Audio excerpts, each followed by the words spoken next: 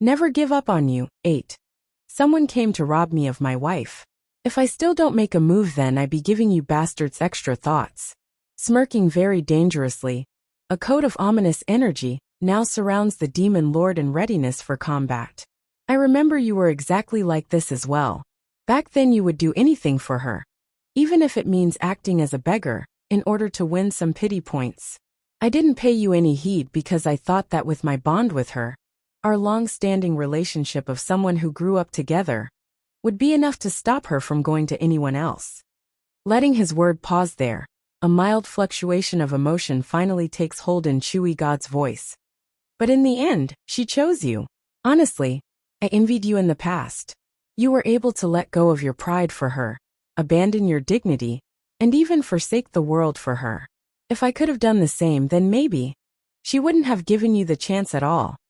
Based on the face Deet Song was making after hearing all that, he clearly thought otherwise. You think too highly of yourself.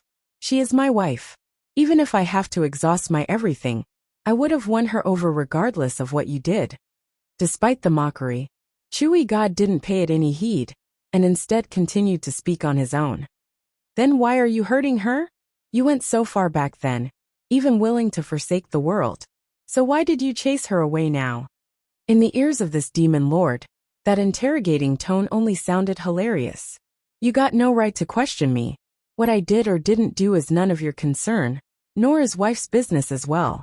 Yen Yen is my wife, the mother of my child. All that is related to her should only concern me. No, you are wrong. Chewy God shakes his head in disagreement. I'm merely late this time. I still have a chance to make her mine.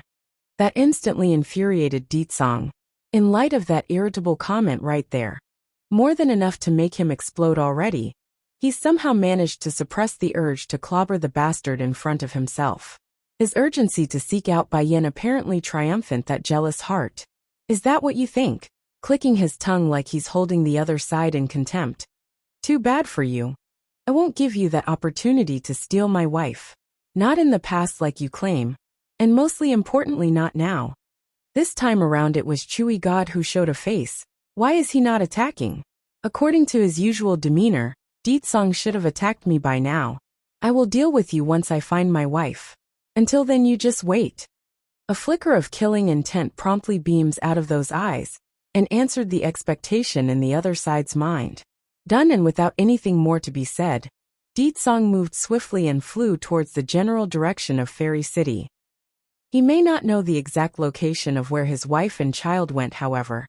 That doesn't mean he couldn't track, by following the faint scent they left behind. He's changed somehow, but I can't tell what. Murmuring to himself, the unparalleled man in white watches on as the purplish figure disappears into the horizon. Chewy God may have the will to take Bai Yin back, but that's only under the criteria that she wants to return. If she doesn't, then he's not going to force anything, for he's long lost that right ages ago. Within a hidden valley, Bai Yin now lays in a patch of grass with only a faint awareness to her surroundings. Wang Deqiu, that bastard, he did not tell me I would be teleported without warning. She wanted to pry open those tired eyes several times already. Unfortunately, despite her best effort, those eyelids just wouldn't listen, like it's been sealed shut with 1,000 weights. Even so, Bai Yin could still vaguely make out intermediate bursts of words between a conversation. Big brother, there is an unconscious little lass here. Che Bai say, she does have one heck of a pretty face there. Hey brother, aren't you a bit too old to be aiming for a young missy like this? I have to admit though, if I was a few decades younger, then I too would be wowed by that face. Anyways, her body is what I'm more interested in. She would be a great seed to be a cultivator like us. Never give up on you. 9. Under the insistence of her will, Bai Yin finally opened those eyes. Perhaps it's out of habit, but she wanted to reach down to rub her son's head that's supposed to be in her embrace. However, what came into touch was nothing but air. Turning pale at the realization, the last pang of sleepiness swiftly escapes that head, forcing her panicking heart to jerk that body up.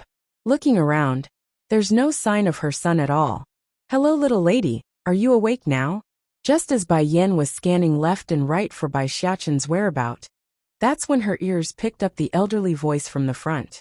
Startled slightly at knowing there's others around, she peers over to the source and discovered two seniors of considerable age standing there smiling at herself. "Are you looking for this fox?" One of the seniors in white readily picks up the little critter from his side and hands it over, sending a wave of relief over to the receiving end.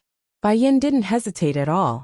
She moved those hands so quick that it's as if she's getting the most precious treasure in this world. Diary Dragoni. While she did recover her son, it didn't take long for Bai Yin to realize she's still missing one other child. Panicking again inside. "I'm sorry for being blunt, but have you seen a little girl that should be with me?" "Little girl? My dear, I only saw you and this little fox here. I didn't see any little girl when we found you." The old senior wearing the white robe answers, shaking his head to indicate he didn't. Biting those lips, if Dragoni is not here, then where did she end up? Or did the teleportation process go awry and send her to another location? This isn't good. With her timid personality, she would definitely be very scared in a new and strange environment. A regret now grips the woman's heart. If she had known things would end up like this, then she wouldn't have gone soft-hearted and let the girl tag along. "Lassie, you still haven't told me why you ended up in my backyard yet." The second elder in gray robe asks with a broad smile. "Backyard?" Bai Yin became dumbfounded. This vast forested valley is a backyard for these two elders? Working fast in her brain, she quickly came up with a workable story for the situation. "I'm sorry, I didn't know this was someone's backyard. I only ended up here by mistake." "Oh, don't worry about it, this is not an issue at all." "Ha ha ha." The white-robed senior heartily laughs to soothe the mood. "This is my brother over there. We are elders of the Misty Fairy House. My name is Zhongnan, and he is Zhongbei. I see that your constitution is quite excellent, so I like to ask you this question. Are you interested in becoming our disciple?" Bai Yin didn't answer right away, and began to weigh her options. First and foremost was to locate Dragoni, of course. There's no way she could leave the little girl alone like this in unknown territory.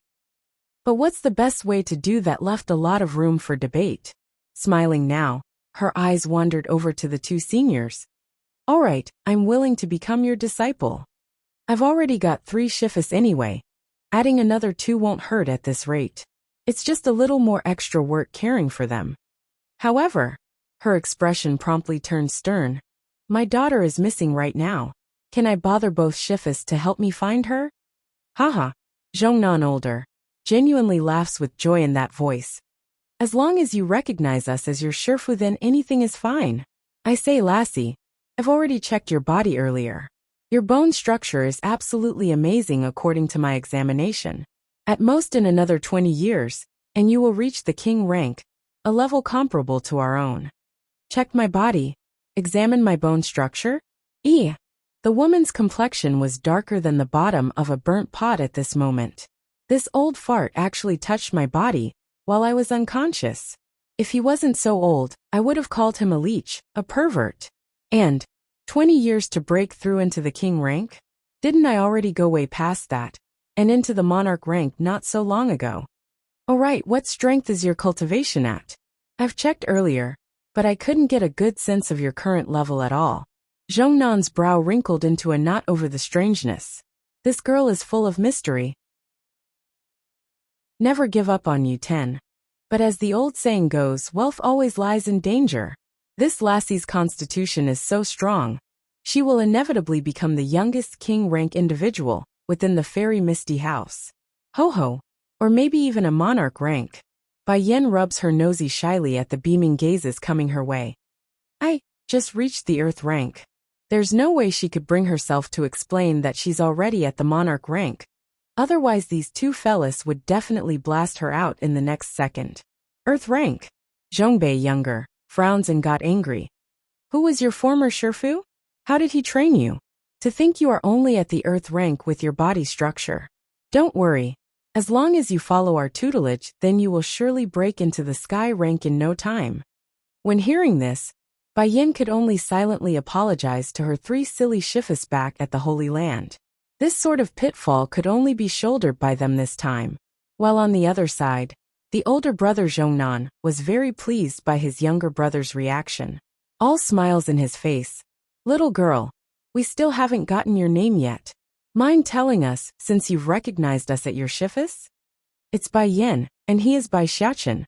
Bai Yin promptly raises her son up to show the two seniors, all the while making a proud and warm smile at the same time. Towards this demeanor, the elders definitely found it strange, for it's the look of a mother introducing their child. How can a fox be her child? That's just silly. Hurrying to sway their head to lose that idea, Zhongnan and Zhongbei didn't even want to go down that route. When Bai Yin eventually came out of the hidden valley under the guidance of her new shifus, she soon understood what they meant by this being their backyard. It's exactly like they claim. There's no lie or falseness that this vast stretch of forested land was their home.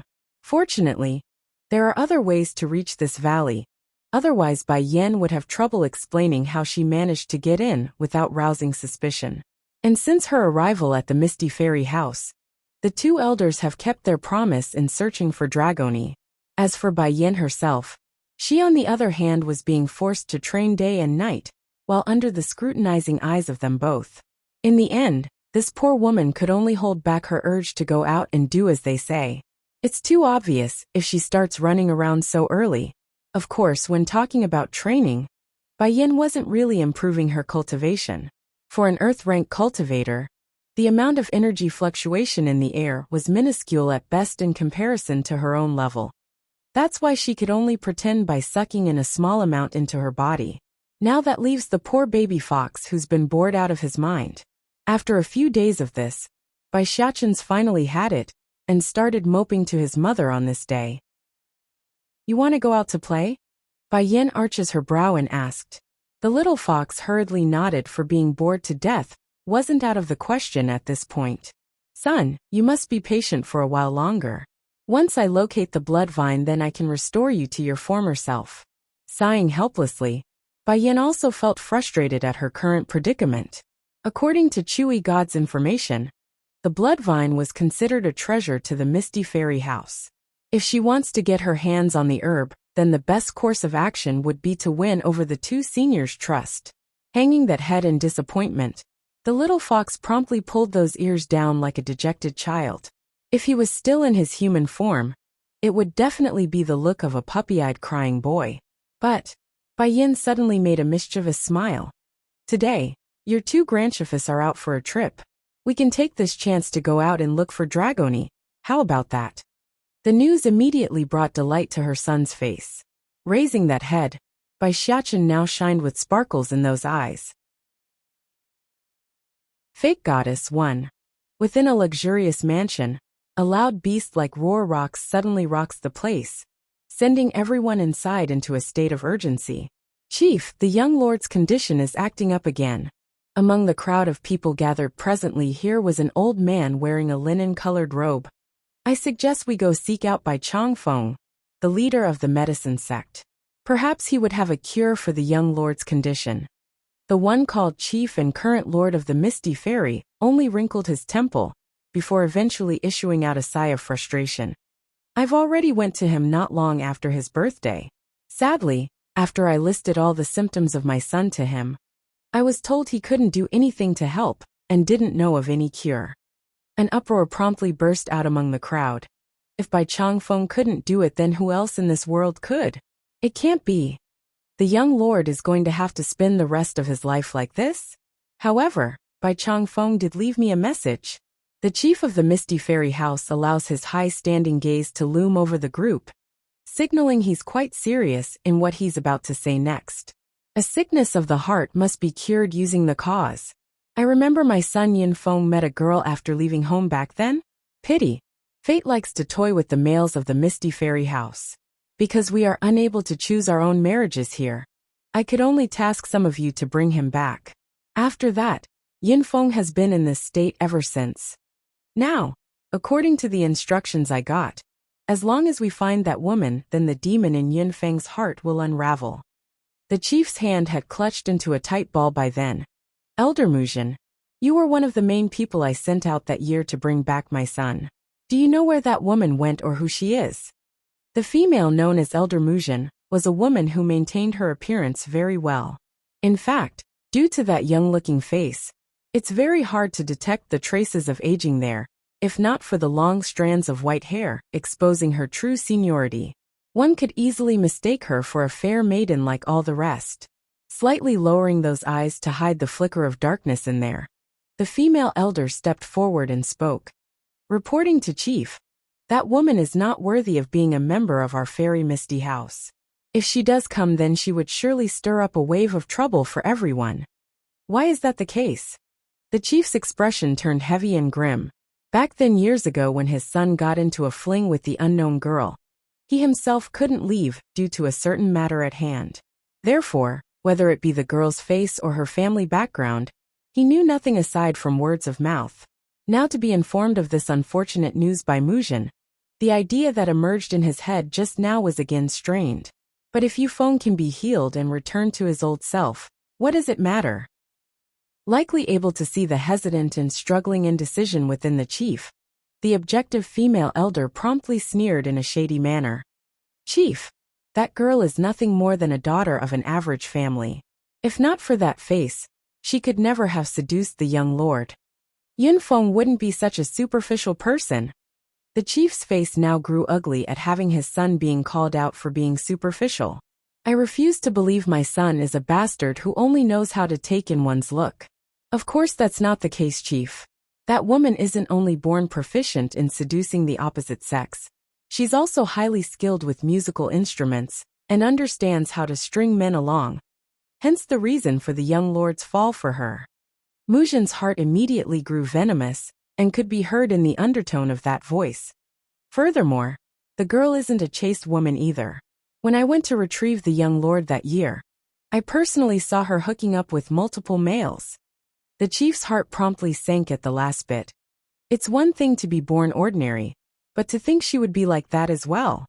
In truth, this father never wanted to do what he did back, then even if the girl was so terrible. However, if he didn't, then the Misty Fairy House would surely offend that person. By then none would be facing a favorable fate. Chief, I also want to add, the main reason that girl left on her own is because a secular family of the main world tempted her with gold and treasure. And since the young lord never revealed his background or influence, the girl chose to go her separate ways after failing to resist the temptation. Fake Goddess 2. Bang.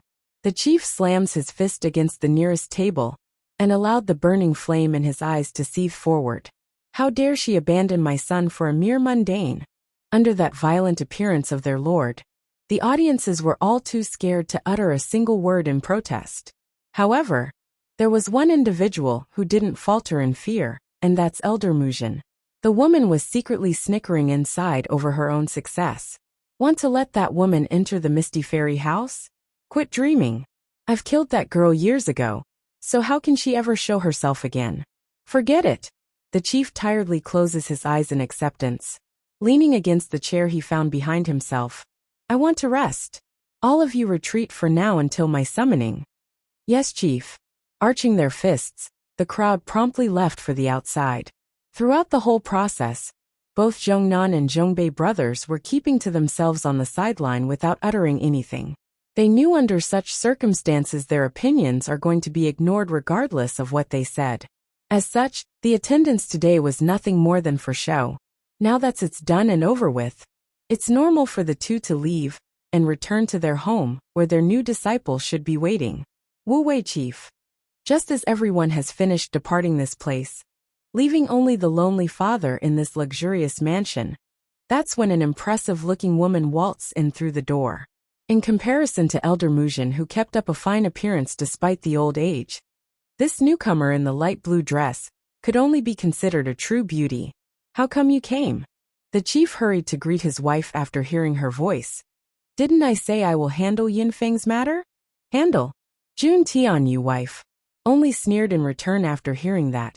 You've been saying you will handle our son's matter for how many years now? Do you have a solution? If those alchemists can't cure my son, then why are you hesitating in looking for that girl?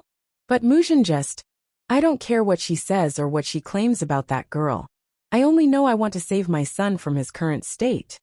The motherly instinct in Jun Tian-yu was now fully coming out, causing her very existence to exude an aura of pain and sadness. Regardless of her character, I will take her into our home so long as she can turn things around with our son. Seeing his precious wife quickly devolving into a sobbing state, Chief Wei could no longer contain his emotions, hurrying to pat the woman on the back to help soothe that mood. Don't worry, I will definitely find a way. Bai Changfeng may not be able to cure our son, but that doesn't mean other alchemists out there couldn't.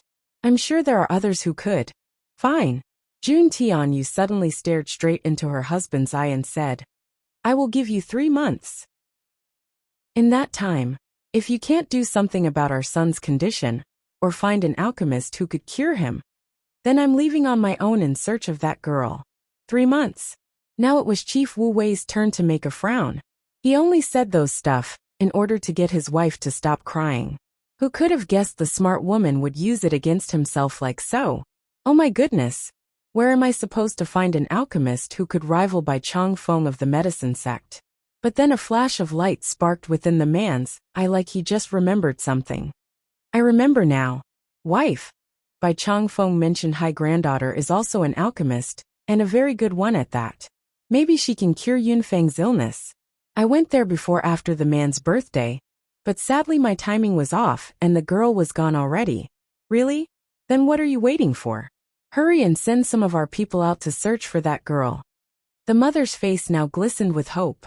Even if the possibility was slim, she's not going to give up, not when it involves her son's future. Making a bittersweet smile, Chief Wu Wei could only shake his head over the woman's quick change in mood. As negative as he was over the chance of success regarding his own idea, he couldn't exactly go back on his words now. At the same time, while things were moving at the other end, Elder Muzhin had just finished returning to her own manor. Taking a sip of tea from the cup handed to her by the maid, the woman coldly snapped at the poor girl for no reason. Go call Tian Ling over for me.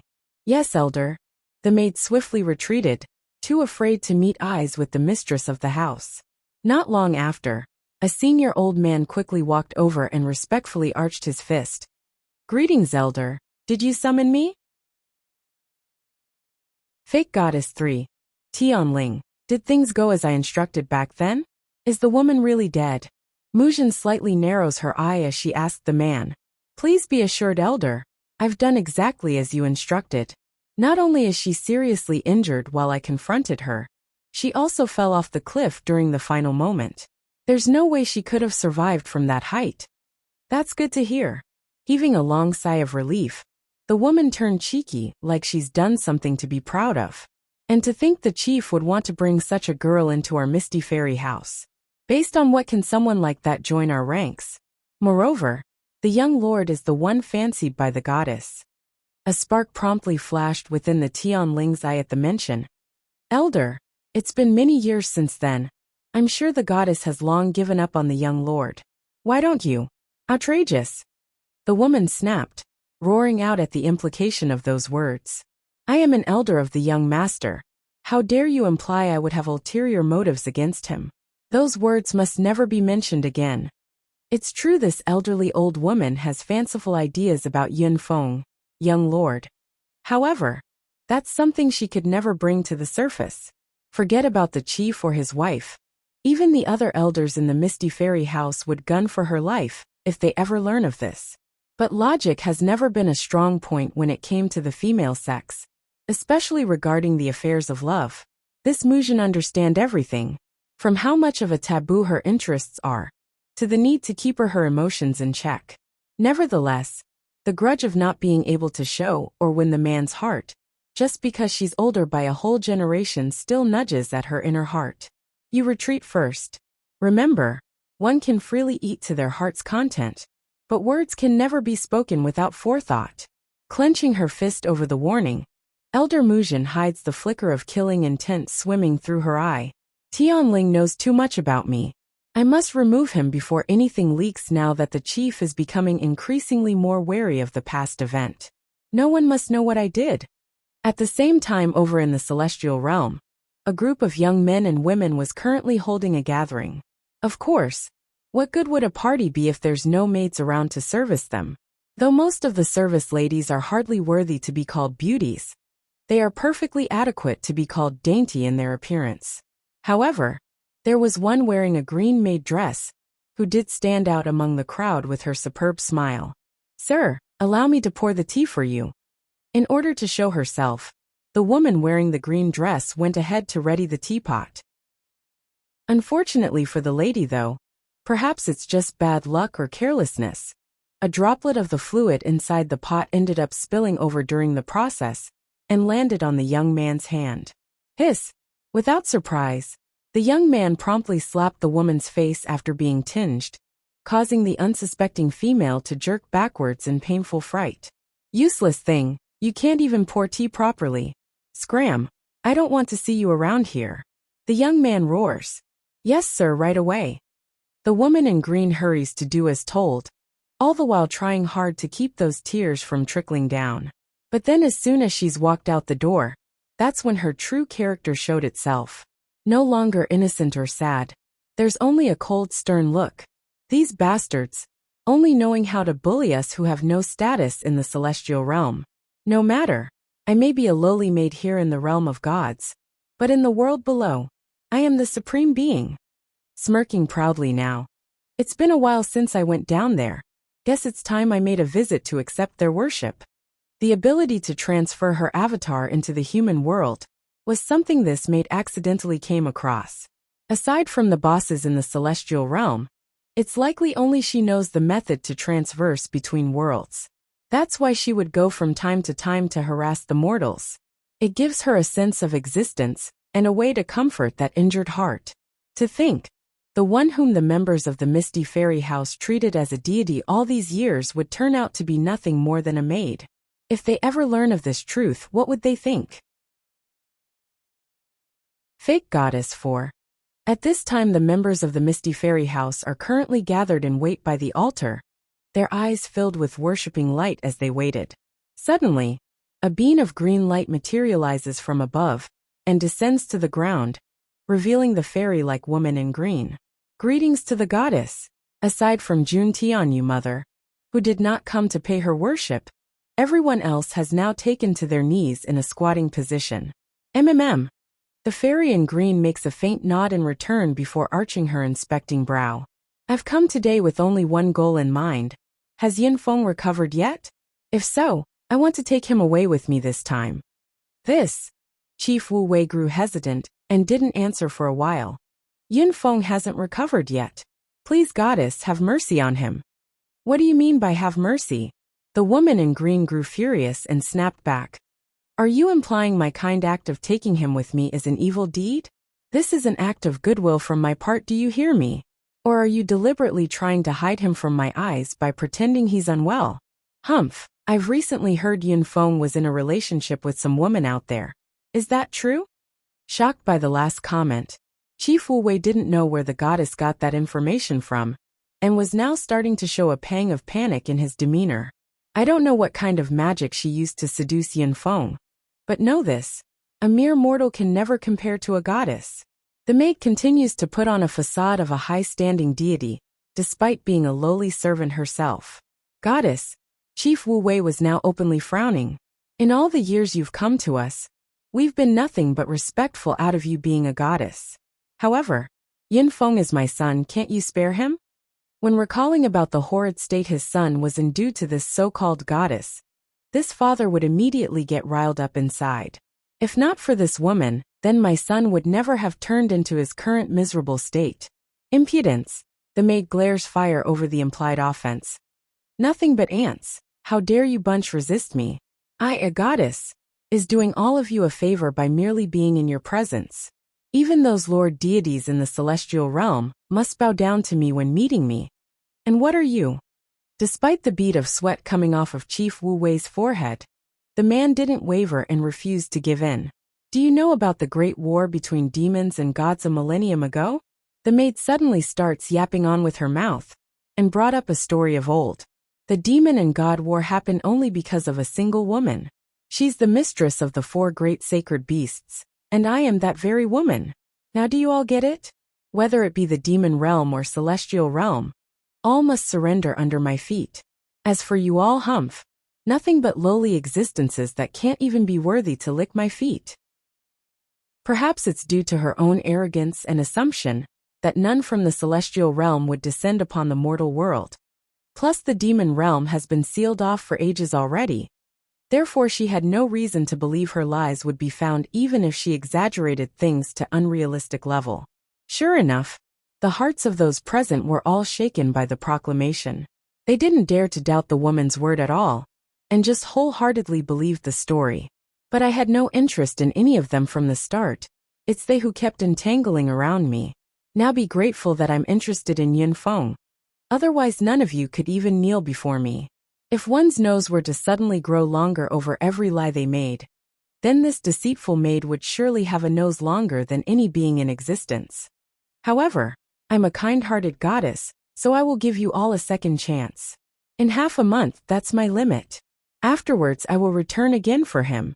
After saying this, the figure of the woman promptly disappeared like she's never there to begin with. Of course, the main reason this deceitful wench left wasn't because she's done spouting her nonsense. Rather it's because her real body back in the celestial realm had just been beaten silly by those young lords and misses. As such, she had no choice but to retract her avatar lest she's discovered by the sharp-witted ones. Youth Exchange 1. Isn't today's Youth Exchange event being held on the dragon boat nearby? Let's go have a look. I'm sure it will be very exciting and fun to watch. Oh yes, let's go. I heard this time the precious disciple of Elder Muzhin is also attending. From the rumors I've heard, her alchemic skills are top-notch, and is very likely to become the next Bai Changfeng from the medicine sect. Youth Exchange. In the middle of the main street, Bai Yan's footsteps had just stopped after overhearing the passerby's conversation. Stroking the little fox's fur, she curves the corner of her mouth upwards. Do you also want to go? Naturally the little critter nodded vehemently. Showing water in his puppy eyes, the kid looks up hopefully and easily won the battle.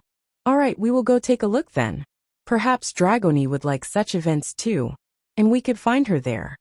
At the end of the day, Bai Yan only wanted to try her luck to see if the missing lass would wind up at such a place.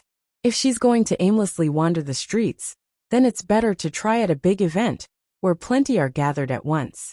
Then all of a sudden, the mother felt a slight tingle in her hand. It was her son licking the palm of her hand. For a moment, Bai Yan actually fell into a trance, and remembered back to the first days of her son being born. Back then the boy was still in his fox form as well. Don't worry, my son. I will definitely help you recover. Bai Yan's embrace tightens a notch as she brought the fox up to her cheek for a calming hug. No one can separate us. I won't let them. Dragon River, the prescribed location where the dragon boat was moored. According to legends, it's said that the river was once home to a dragon, hence its name. Just that it's been many centuries since there's been a sighting.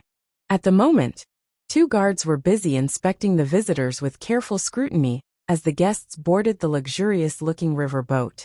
If one didn't have a slip, then they wouldn't be able to get on, it seems. Son, why don't I take you to some other places to look around? The event requires an invitation before being allowed inside. There's not much to see anyways. What's more, there's no way Dragoni could be aboard if it's a closed-off event, thus making her visit moot. Unfortunately, her thoughts were soon interrupted by a sly-sounding voice from the side. Selling dragon boat invitation. Selling dragon boat invitation. Only needs 10,000 gold for it. If you don't buy, then it's your loss. 10,000 gold. 10,000 gold for an entry slip. Talk about worse timing.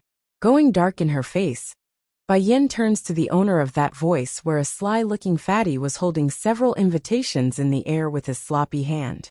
The guy was calling out to the coming crowds of people, in order to sell his product like those in the market. Then, as if the ominous feeling in her mind was destined to come to light, Bai Yan suddenly felt a tug at her sleeve. It was Bai Xiachen using his puppy eyes and paw to indicate he wanted one of those from the fatty. As much as she detested being scammed by those heartless merchants, Bai Yan couldn't exactly say no to her son when the solution was being placed before her eyes. Walking towards the man, Are your invitations real? Seeing how he's finally got some business going, the fatty hurries to put on an iconic smile of a merchant. Of course, lady. My passes here are all real with the name and family of others, so they're genuine for sure. Look at the top. You can check for yourself about their authenticity. A humph. Bai Yin gives an awkward cough after shooting the names there a glance. Wouldn't someone find out if I use someone else's name and pass? Oh, don't worry about that. Every year during the youth exchange, there are plenty of new participants, so seeing some new faces aren't all that uncommon. You can be at ease if you are worried about being recognized. In other words, whether or not you are discovered by the authority would depend entirely on your own luck. However, based on the crowd's gossiping conversations nearby, plus the words of this fatty, Bai Yin did confirm one point. Youth Exchange 2. In short, despite the event being called Youth Exchange, it's no more than a gathering for the wealthy and influential to flaunt their younger talents to the world. 10,000 gold for one slip is too expensive. If you lower it to 2,000 then I will take it.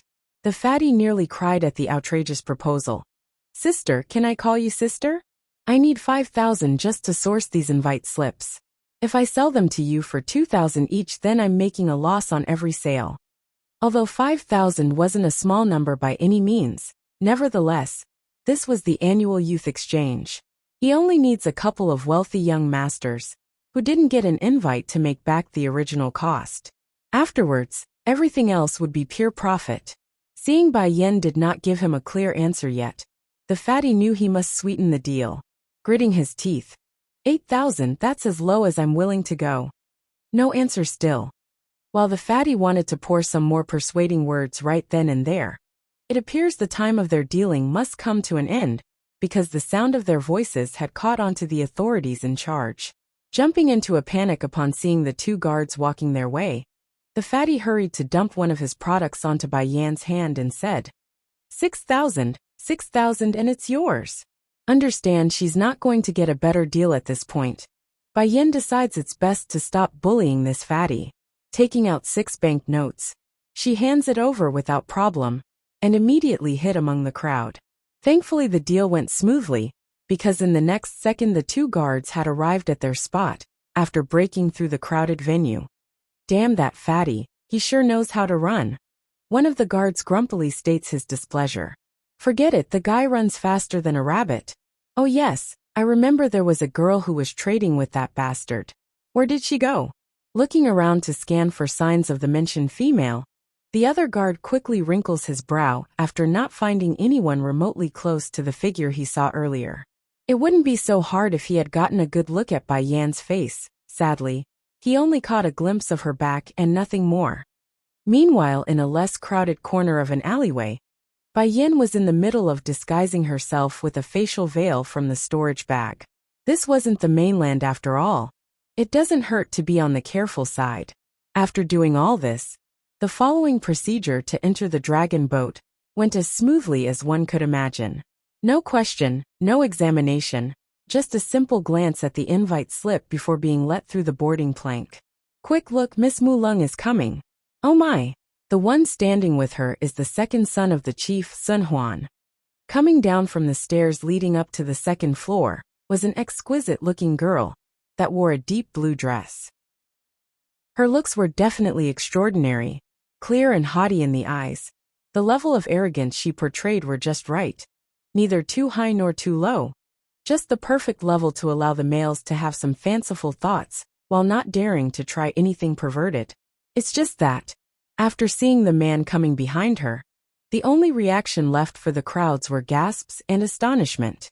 For one thing, the female could be considered the shining jewel of the new generation in the Misty Fairy house. As for the male, he's a well-known womanizer who only knows how to fool around day in and day out. It's hard to imagine how these two opposing characters could come together. A flower planted atop of a cow dung. That's the sort of wording everyone thought of upon witnessing this image. Of course, none would dare yell out this description in the public.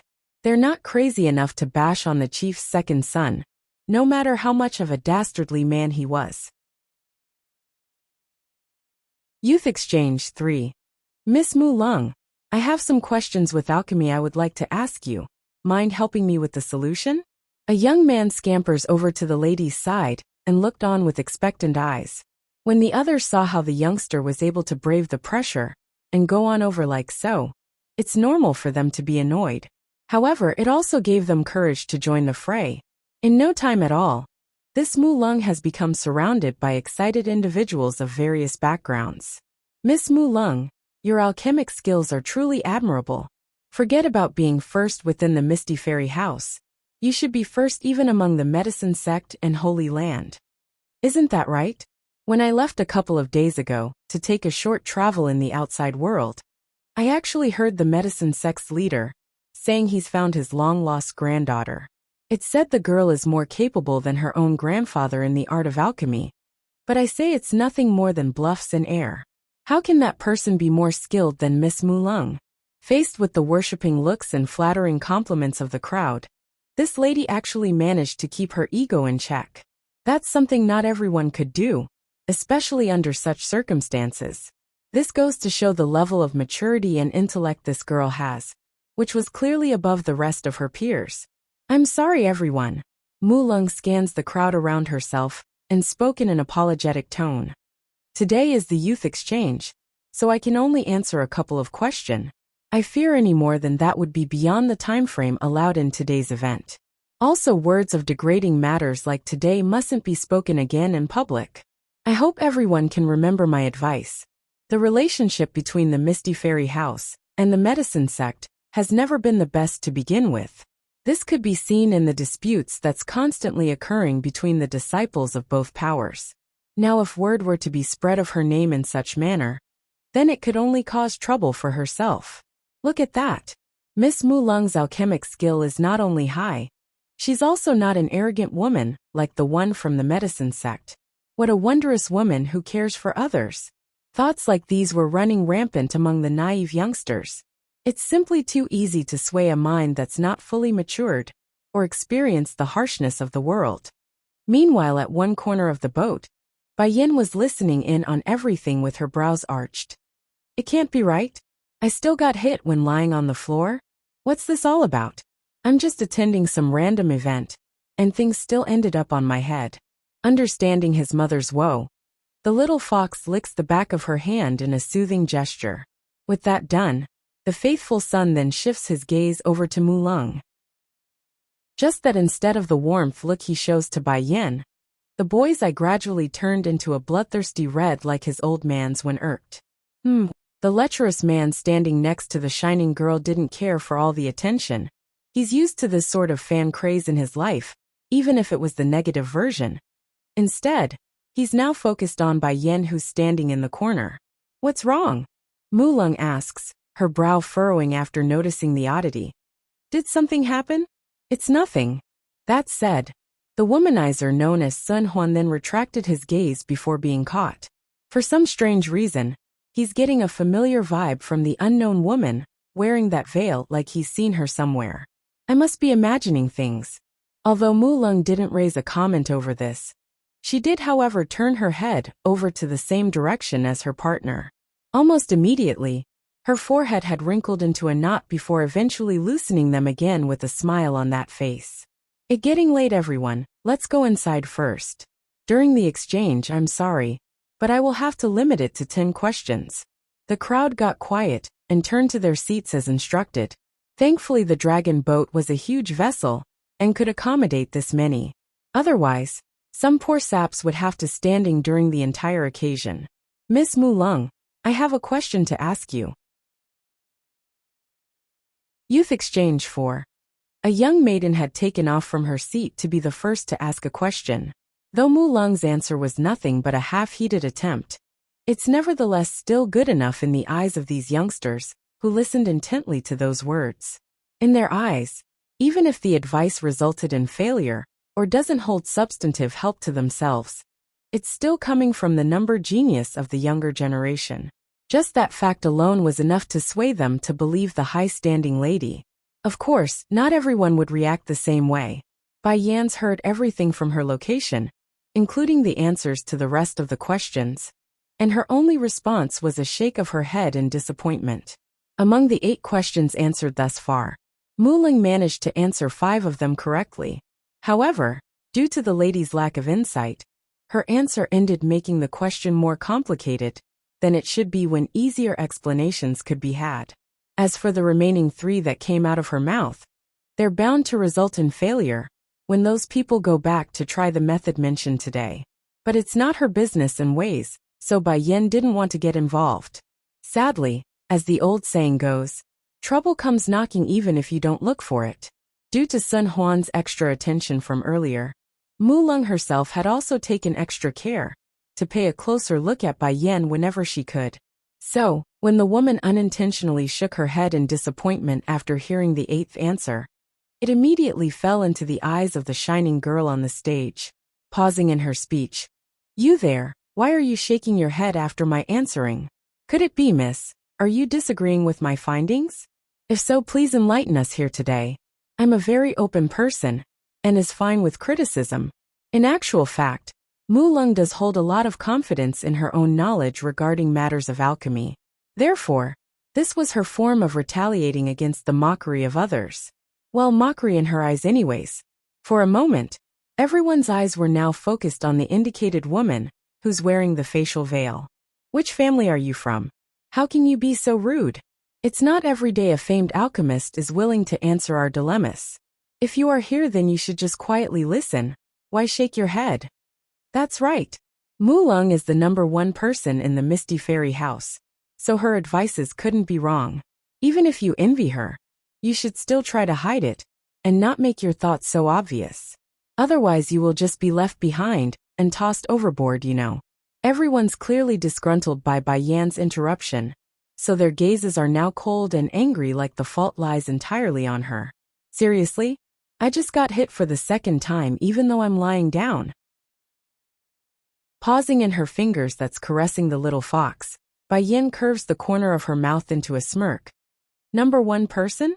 According to my memories, I thought the #1 person is Yun Feng, the eldest son of the current chief." Haha. The young man who spoke out first with the taunts began to laugh humorously. "Yun Feng? That's from the older generation. For our generation, the #1 spot unquestionably lies with Miss Mu Lung." In actual fact, everyone present understood the only reason Mu Lung could be called the #1 genius of the Misty Fairy House was due to her Shifu being Elder Muzhen.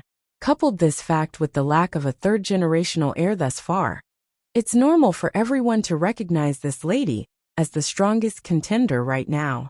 What's more, even if the current chief's 2 sons had a child, that's for the next generation, so it's no threat to them, who are now mostly in their teens or coming close to adulthood. Oh, Bai Yin continues to smile meaningfully. Then what if the 2nd young master of the Misty Fairy House had an illegitimate child from the outside? Would her position as the #1 person still stand? Ahumph. Hearing the topic being diverted to himself now, the womanizer hurried to cut unless some bad rumor starts spreading, holding up his hand to gain everyone's attention. "I know I can be quite the womanizer and definitely spent a lot of nights with various women. However, I must make one point clear. I do not have any children of my own yet." "Had many women but no children?" Bai Yin cocked one of her brows in an inspecting fashion. "Then shouldn't you go have yourself checked out by now? There's an alchemic master right beside you. Why not have her take a look to give you some treatment?" Since others are deliberately throwing the fault above her head, then it's only normal for Bai Yin to turn things around and shift it back to someone else. She's never been a person who takes bullcrap without retaliation. Youth Exchange 5. Originally, the womanizer had wanted to take a sip of water then to help soothe some of the pressure off his back. But to suddenly hear that dastardly comment from out of the blue, he just couldn't take it anymore and splurged the liquid right out of his mouth. "Do we have a grudge or something? Why is she gunning for me at every turn?"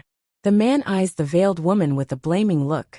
Unbeknownst to Xian Huan, they really do have a grudge between them both, and a heavy one at that. Unfortunately for this man though, no matter what he did to think back to the past, he just couldn't recall who this strange woman was, or if he knew her for that matter. All of a sudden, a single face popped into his head after working it so hard. It's a peerless contour of a gorgeous young lady who causes his balls to hurt upon thinking about her. The incident happened years ago when he made a trip to the outside world. He incidentally met a young lady who definitely had quite the look. That's why he went up to her in hopes of teasing her a few words, and even took the opportunity to give a slight touch of the face. For that mistake, he paid a dear price of having his balls kicked out by one full sweep of the leg. As a result of that incident, this womanizer never dared to leave the misty fairy house again. He's still having traumatic nightmares because of the brutality he faced that day. Compared to the mean and cruel world out there, he would rather enjoy his life in the warm embraces of the kind and gentle ladies of his home. It's just that, in comparison to the woman in front of himself right now, the lassie from back then was very frail and thin, while this one here had the assets of a fine beauty. They couldn't possibly be the same person in his view. But the major giveaway was the lack of a child. The lassie may be young back then, but she already had a baby son that's inseparable from her side. Miss Mulung's face may be frowning, but her voice remains polite despite the fact. I never claimed to be the number one person of my generation. That's merely a title others gave me. In my opinion, strength speaks for everything. Whoever is more capable should have the right to speak. Now please keep quiet while I speak and not interrupt me again. While the audience continued to give Bai Yen the stink eye, their gazes are now gleaming with admiration towards the proud lady who kept insisting the fault lied on others. What an amazing woman Miss Mulung is. Someone is clearly coming to provoke her at the doorstep, yet she can still treat them with courtesy. How many people out there can do something so gracious? Excuse me? Interrupting you? I like to ask you this then.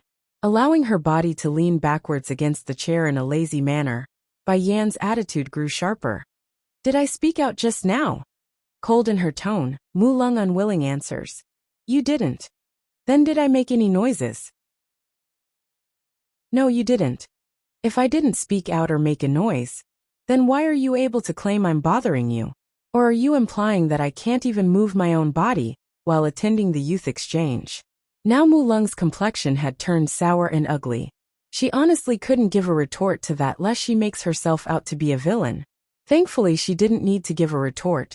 She just needs to shift the topic back to the main objective of this event.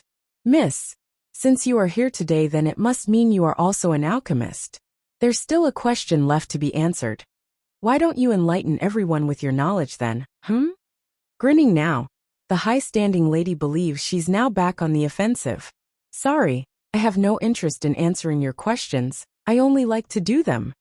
Understanding her son's mood was quickly deteriorating into a foul state, Bai Yen takes this moment to caress his fur in order to stabilize the growling fox.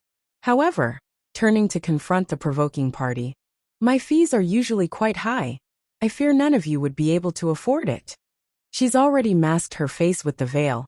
Plus she also hid her aura with the pill she took earlier. So there's no reason for Bai Yen to remain on the defensive if others want to fight. Ahumph! Seeing the ever-increasingly ugly expression on Mulung's face, the womanizer knew he must step in at this stage to settle down the friction. Miss, I've been stuck on the lower level of the king rank for a while now.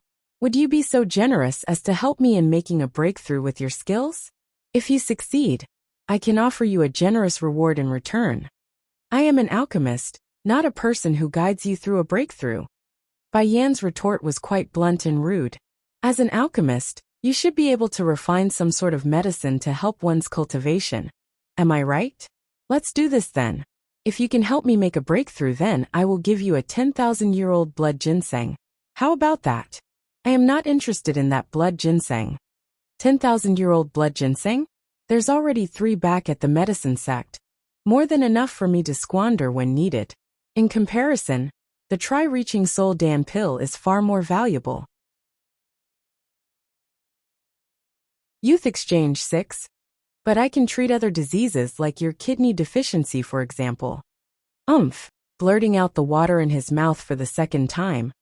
The womanizer was now absolutely certain the other party must have something against him.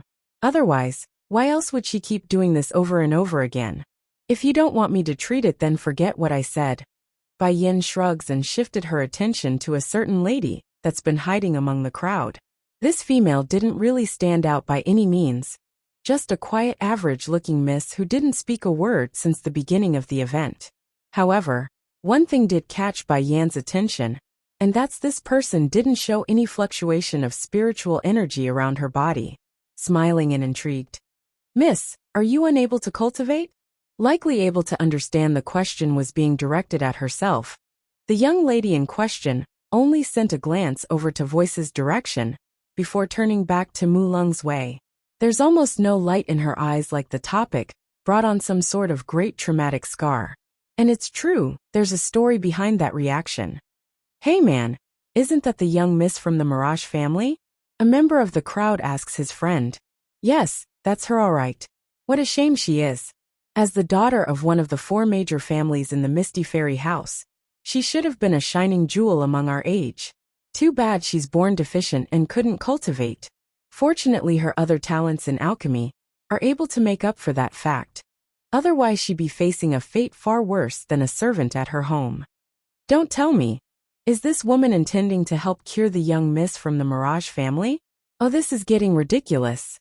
I bet even Bai Chong Feng of the medicine sect wouldn't be able to do it, let alone this unknown person.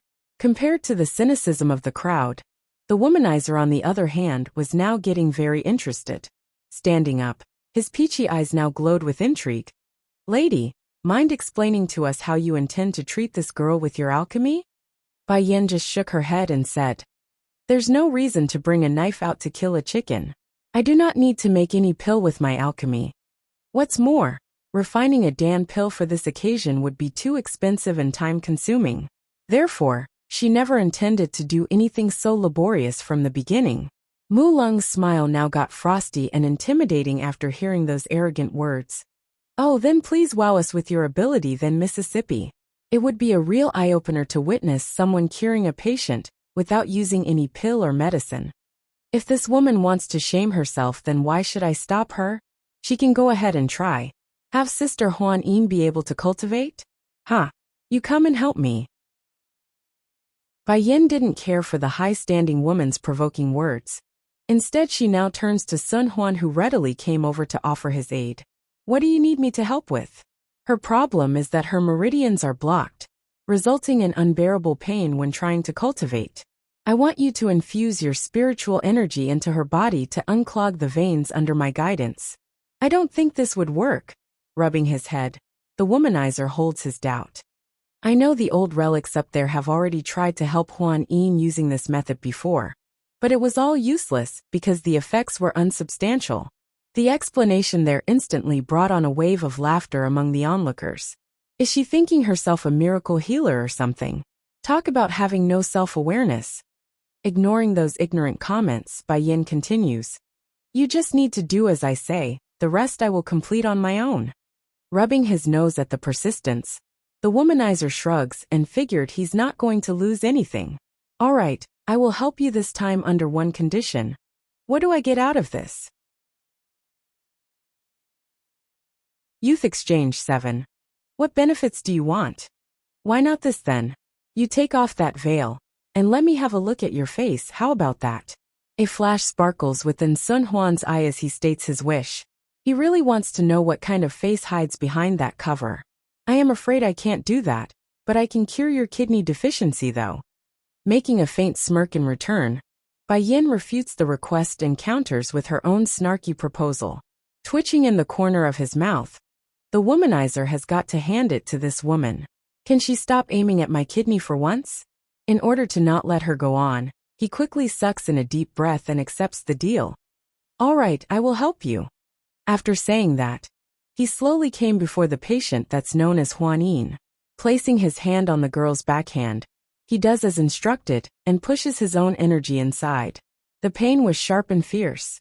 In no time at all, the patient was shaking all over as her lips turned a bleak dead white due to the pain. If you want to step into the path of cultivation, then endure it. This is only your first step. Jerking to attention over that sentence, Huan Yin immediately turned up to look. She didn't know exactly who Bai Yin was, but that pair of beautiful deep black eyes were powerful forms of support. Biting her lip, the girl presses on and grew firm this time around. Bang! Suddenly, Bai Yan's palm materialized as a cluster of flame that emulated strength and control. In a flick of her finger, the spark of heat was shot into the patient's body, allowing the burning sensation to course through the veins at every turn. This treatment lasted for over half an hour. During the entire duration, Huan Yin could swear to the heavens that she would have died many times over due to the torturing pain. Nevertheless, at every moment when her consciousness was about to turn dark, the stern yet supportive voice kept coming over and reinvigorating her spirit and soul. Now finally finished, and without need to keep going, the patient collapses at the closest opportunity. Huan Yin, the womanizer asks with a frown after catching the girl. Is she going to be all right? No matter what, Huan Yin was still his niece, so the man must hold some responsibility here. Otherwise, he won't have a good excuse to explain to his mother, who's also from the Mirage household originally. Restore her blood with a Vitality Dan pill. Here, feed her this, and then have her try absorbing some of the energy particles in the air. Taking the beady little thing from the woman's hand, the womanizer hurried to stuff it into his niece's mouth. Sure enough, that pale complexion on the girl's face swiftly changed back to a pinkish red of good color. But the best part came afterwards. Though Huan Yin had lost most of her consciousness at the beginning when she fainted, she did however gain enough of her senses, after being caught, to pick up the last remark from Bai Yan. Without any need for persuasion after coming to, the patient herself promptly got into a meditative pose upon awakening, and discovered the truth. The spiritual energies in the air were swimming into her body through the skin, before eventually reaching her meridian through the veins. There were no sharp pain like usual. In fact, it was smooth and unimpeded. Did she do it? Is she able to cultivate now? Is the one recognized as a useless trash from the Mirage family finally able to cultivate? Questions like these were rampant among the guests aboard the river boat, but the inquiring gazes soon changed to shock and dismay after what they witnessed. There's a very clear level of energy fluctuating around Huan Yin's body. How did you do this? Due to the emotional moment, Sun Huan's first reflex was to make a grab for Bai Yan's shoulder to get a better answer. Unfortunately for the man, Bai Yan had no intent of letting anyone touch her, especially from someone who's known as a player. Sliding to one side, she easily dodges the hug with careful finesse. Merely relying on others to infuse their energy into her body is not enough. It also needs the help of someone's flame to help burn away the filth clogging up her veins and meridian. Only by cleaning out those wastes will she be able to be like a normal person. Pausing for a moment to think on her next part of the explanation, Bai Yan didn't want to blow it out of proportion. It's just that no one would dare to perform this kind of experiment, because they would very likely burn away her meridian in the process. It's true the procedure is risky to most, but if the controller has a firm grasp of his powers, then the risks are superficial at most. Youth Exchange 8. An uproar explodes out of the crowd. Thank you so much. Huan Yin's voice was filled with emotion as she reached for Bai Yan's hand to give her gratitude. There's so much things she wanted to say right now, but didn't know how to express herself. I don't know what more to say. Without you, I would never have been able to cultivate in this lifetime. Eventually that heartfelt voice had devolved into a whimpering cry, indicating how much this truly meant for the girl, who's been mocked numerous times behind her back. Sure, Huan Yin's ability in alchemy may be very high, much thanks to her own effort, but make no mistake, being unable to cultivate remains a huge regret that she couldn't shirk off. But now Bai Yan has saved her, so how could she not be excited? You don't have to thank me. If you want to thank someone, then thank Sir Xian Huan here.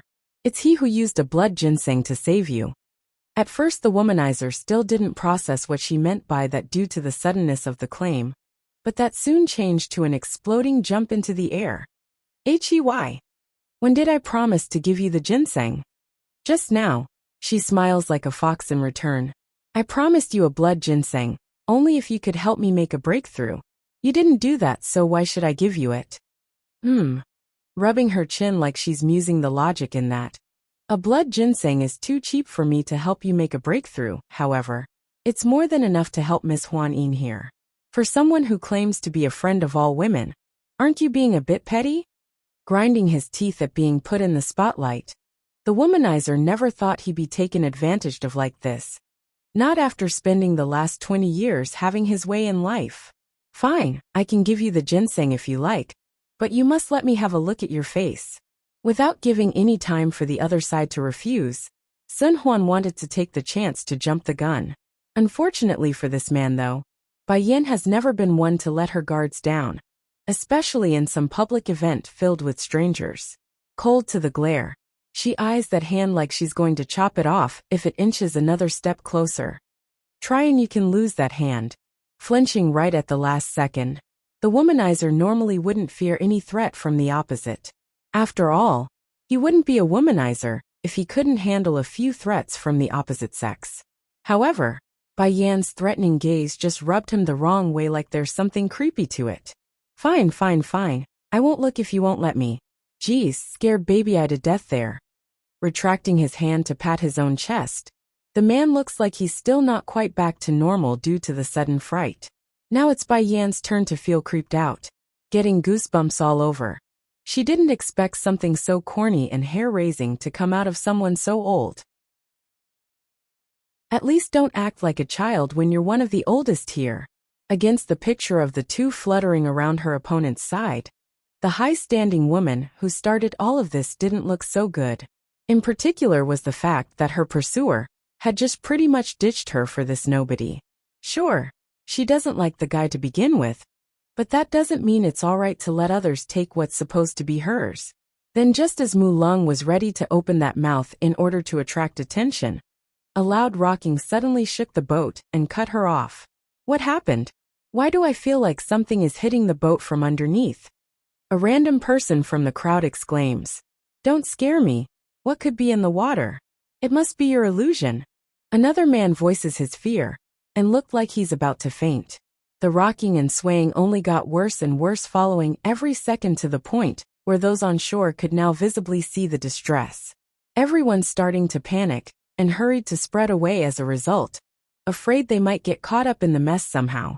Calm down everyone. Mu Lung puts on a strong face after seeing the crumbling situation. I speculate it's just a big fish in the water. It will leave soon enough. Remember, this is the Dragon River, there's no monsters here. But I heard there's supposed to be a dragon living in the river. The young man who cried out earlier in terrible fright calls out this fact. Please be assured everyone. Mu Lung's palm was also getting sweaty despite the strong front. Nevertheless, she persists and doesn't falter in the face.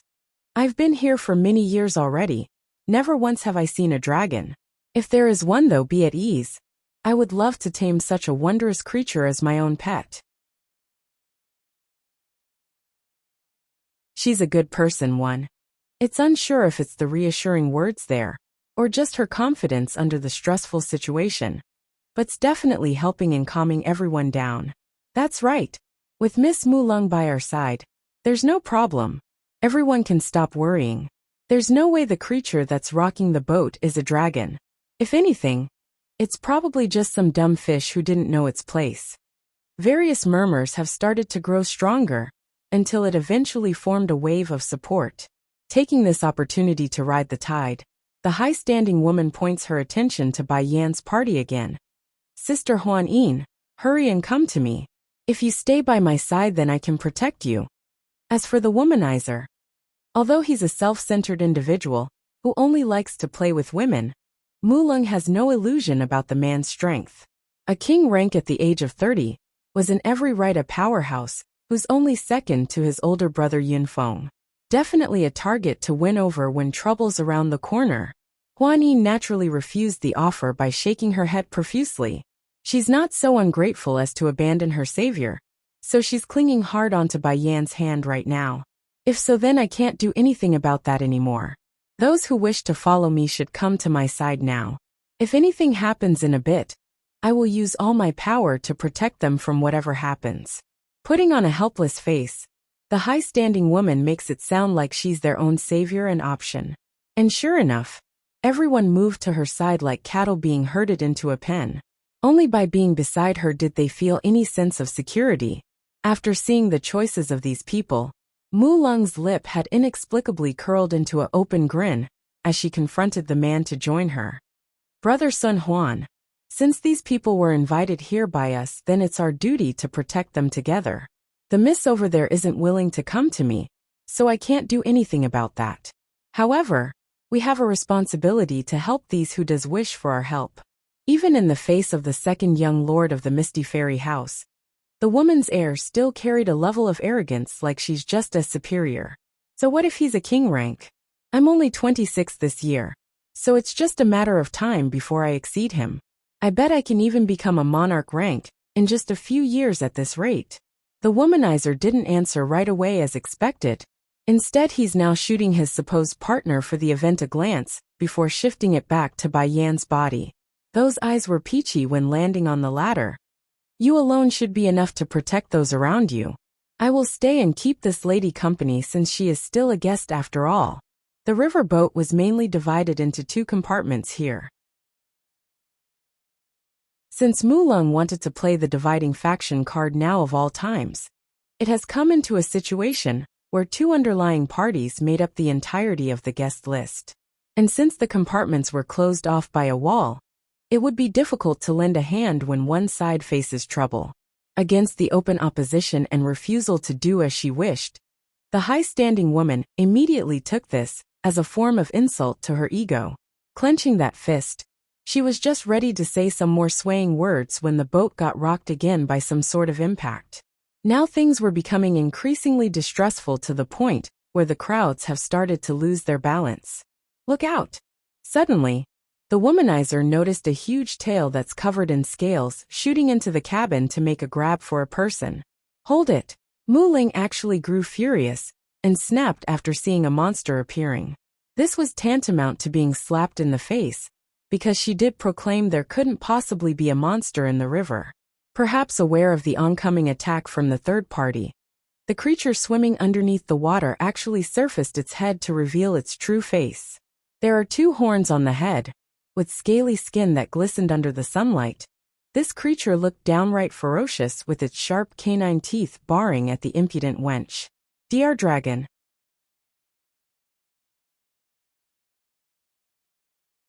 She's a good person too. There really lives a dragon in this river. It's a dragon, it really is a dragon. I have seen the pictures in the old texts. It's exactly as described like that. And it doesn't look like there's only just one here either.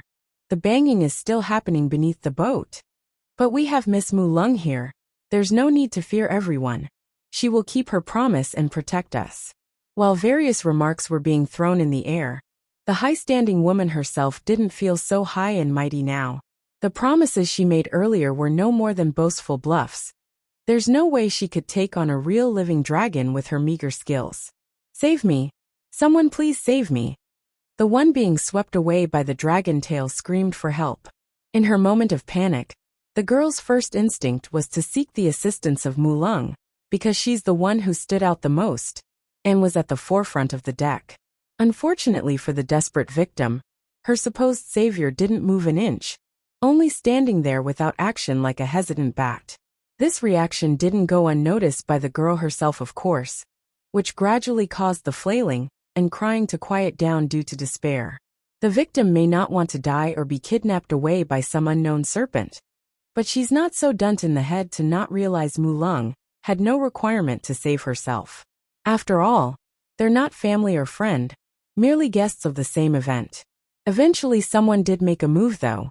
For a womanizer, Sun Huan doesn't disappoint in his title, because he couldn't stand the idleness showed by everyone and rushed forward with his fists blaring power. The man may not be the best character around, but he sure knows how to show off his heroic side when it counts. Sadly, a dragon would remain a dragon. In one sweep of its tail, after noticing the approaching assailant, the attacker was sent flying from the impact. Sun Huan was sent flying?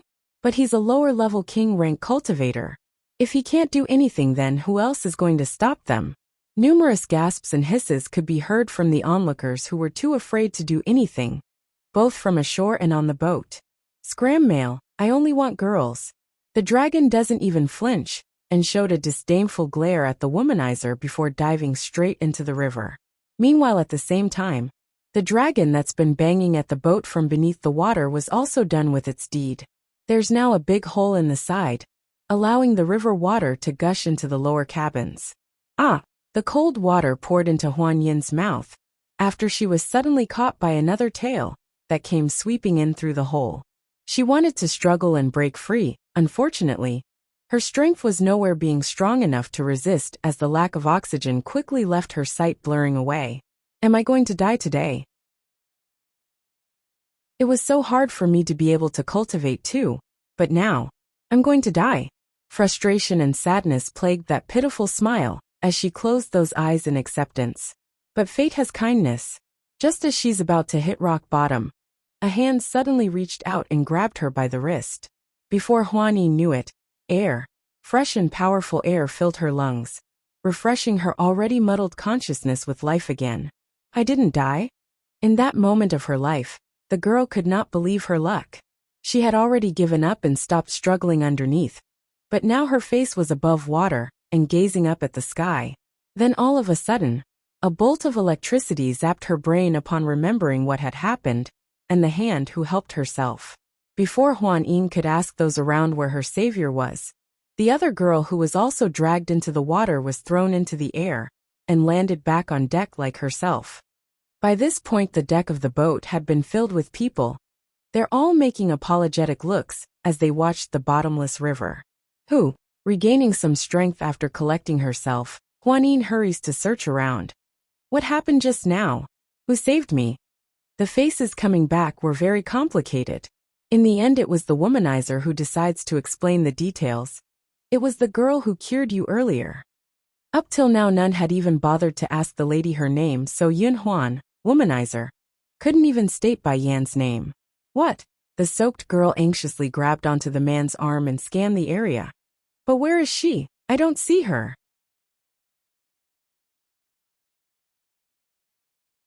She's a good person. 3. She didn't come out. With a bang, Huan Yin's girl leg crumbled as she felt her body falling to the ground. There's so much pain in her eyes that she felt distraught at being the cause of someone's death. I owe her my life, twice at that too. I will go have the elder council come look for her. This river is far too deep to search with only us here. Clenching his fist hard, the womanizer Sun Huan still couldn't forget the brave image of Bai Yin jumping into the water at a moment's notice. He never thought someone would be so self-denying that they would sacrifice themselves for others. Brother Huan Yin, this wouldn't be appropriate. Mu Lung's wrinkled brow showed she didn't approve of the plan. Your brother's condition isn't very stable recently, and the elder council is busy with their own matters. How can they come and save a single person? And she already entered the bottom of the river. There's no way she could be alive. The implication of those words were too obvious. Quit wasting time and effort because the person's dead. You shut up. The womanizer shoots a harsh glare at the impudent girl with his bloodshot eyes. He's fuming and easily provoked at the moment. At first Mu Lung still didn't know how to react, but that shocked look soon turned to disbelief, because it's the first time the man yelled at her. And it's for a stranger. Mu Lung, I thought you were only a proud-natured person, so I didn't mind that part about you. At least you weren't conceited in my view. But now I've seen the truth. You cowered in fear. I can't fault you for wanting to keep yourself safe. After all, being self-protective is human nature.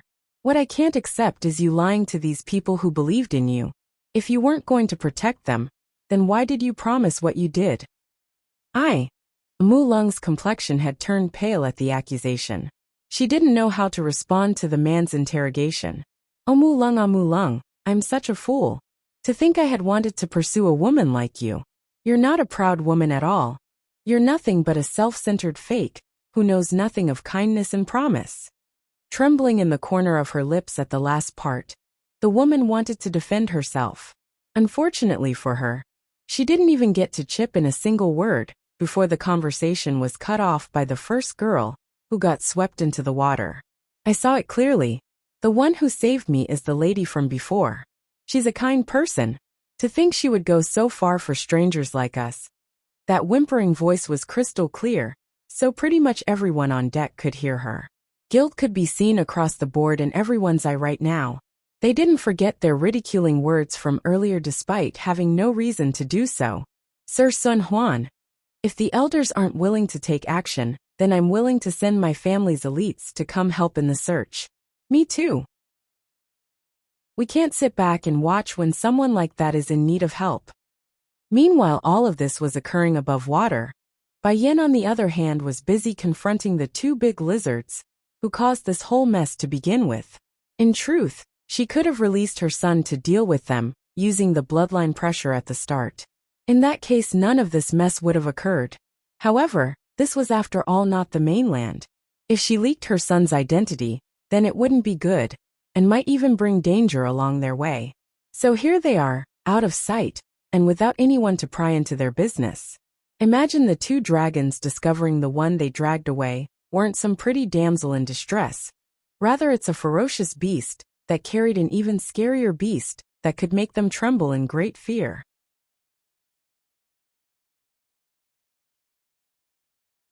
She's a good person for, High Highness, the dragon struggles to speak under that pressuring aura. We really didn't know you were here. Please forgive us for being uninformed. Don't be fooled by that cute little appearance of the fox there wagging its tail. The amount of pressure the kids exuding towards the two were crushing, downright torturing. Furthermore, there's also another unknown source of energy that the dragons couldn't quite get right somewhere. I'm going to only ask you one question. Bai Yin arches her brow. Why are you pulling those human women into the water? The lizards didn't answer right away. Exchanging a look with each other, they seemed to be conflicted on whether to answer or not. Son, seeing the unwillingness of the two, the woman makes a faint smirk and urged her boy to go forward. It seems they won't talk, so you can go ahead and do it. Rubbing that paw together like a devious and sly fox that he was, Bai Xiachen readily walked towards the dragons like a predator facing its prey. Every step he took, the two would feel the pressure increasing twofold, leaving their heads unable to even get off the ground at this stage. I will speak. The gold dragon was the first to give in from the pressure, shaking with great fear. It's because of our family's mistress. She's injured and needs the blood of human women to stabilize her condition. But because of her unwillingness to harm a human, her injury's been getting worse over the years, till it's become life-threatening at this stage. Talk about poor planning and pure bad luck. If they knew by simply coming out for a trip would send them bumping heads into the royal family, then they would never do something this stupid. I beg you, please let us go. Mistress only has us around her. There's no other dragons living here. We can't die. Or at least until our mistress meets the one whom she's waiting for. Pleading here was the other silver dragon. He's also the one who swept the girl called Huan Yin from underneath the boat after breaking a hole in the ship. Take me to see that mistress of yours. After a minute of contemplation, Bai Yin orders after finishing her decision. In truth, she's been sensing a familiar vibe around here ever since she stepped onto the riverbed. It's just that she couldn't quite pinpoint where it's coming from. The silver dragon grew hesitant due to being taken aback by the demand. However, his brother the gold dragon didn't have any issue with this, and easily nodded that head. Okay, I will take you to see my mistress. As members of the demon race, these two shouldn't have any enmity against the mistress. Following from behind, Bai Yin eventually found herself coming before a luxurious-looking palace underneath the water. As the two lizards stated, there doesn't seem to be any other dragons living around these parts, or inside the structure for that matter. So their trip was rather uneventful without any resistance or interference. Bang! But just when they're about to reach a certain bedroom that's clearly reserved for the owner, the door was suddenly blown right open. Immediately, a beautiful woman wearing a long green dress had rushed out of there and turned to scan her surroundings with anxious light. Seconds later, her eyes eventually fell upon Bai Yan's face, who had long removed the veil during their trip over. There's the initial confusion at first, then that soon changed to excitement and overflowing joy. You are the one I'm waiting for? Bai Yan's heart shuddered with shock at the question. Staring right back at the woman who seemed oddly familiar, she asked with uncertainty. You were waiting for me? Yes. I have been dreaming of this day since my birth. Not being polite, The dragon lady strode forward in careful delight, as her happiness melted away the sickly color on that face. That dream had a voice. It always told me she would come for me. Whether it be 1 year or a decade, she would come back for me. She's a good person. 5. So I have been waiting all this time. I never lost hope that the one I'm waiting for would join me eventually. The woman with the green dress stumbles to a halt, her face showing hope and surprise when reaching out with that hand to touch Bai Yan's face. I could sense it when you approached the palace.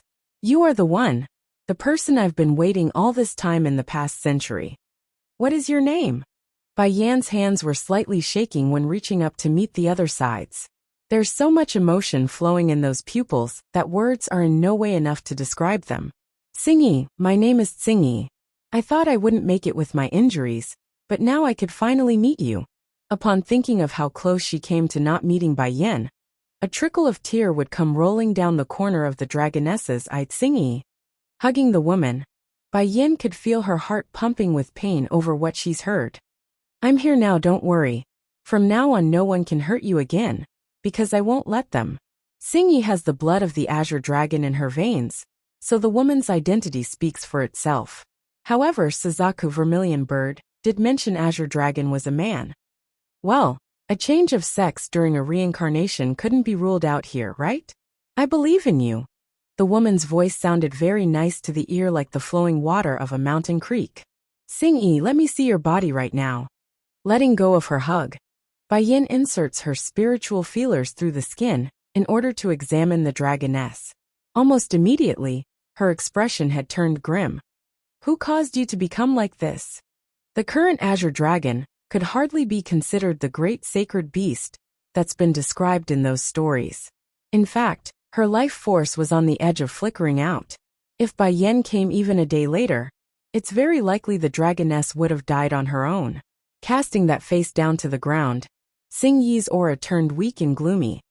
The Misty Fairy House is home to a clan of dragons. Because of how well we are hidden from the world, the humans have never bothered us. Without interruption, Bai Yan quietly listens in on the story. 100 years ago, my clan had an infighting and my father was imprisoned as a result of the traitors among our ranks. They not only stole my father's position as chief, they also framed me, claiming I colluded with a human man and kidnapped my own father. It's funny they would say that honestly. How could I have colluded with a human to harm my own father?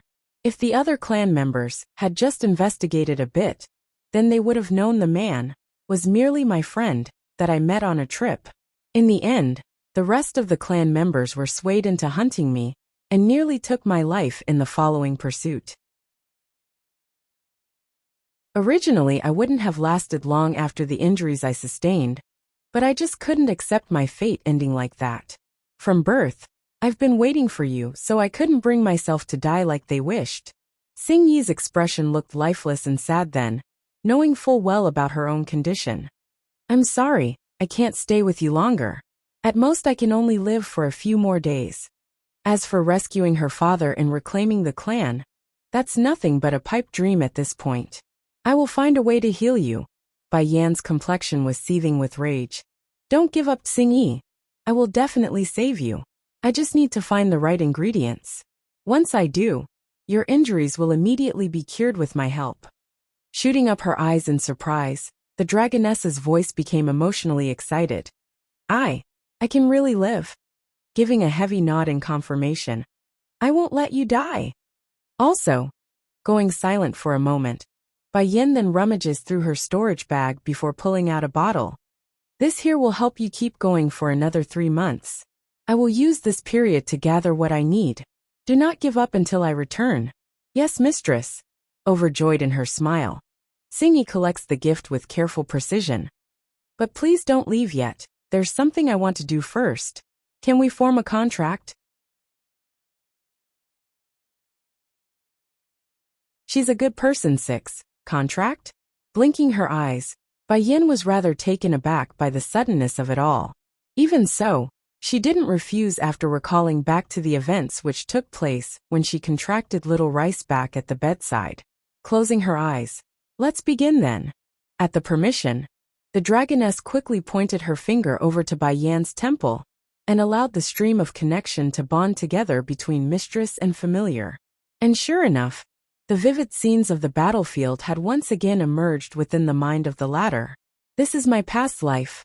No, this is my memory from 2 lives ago. It was then, while Bai Yan remains busy fussing over which life this was, a loud chaotic ruckus of metal and explosions had pulled her attention.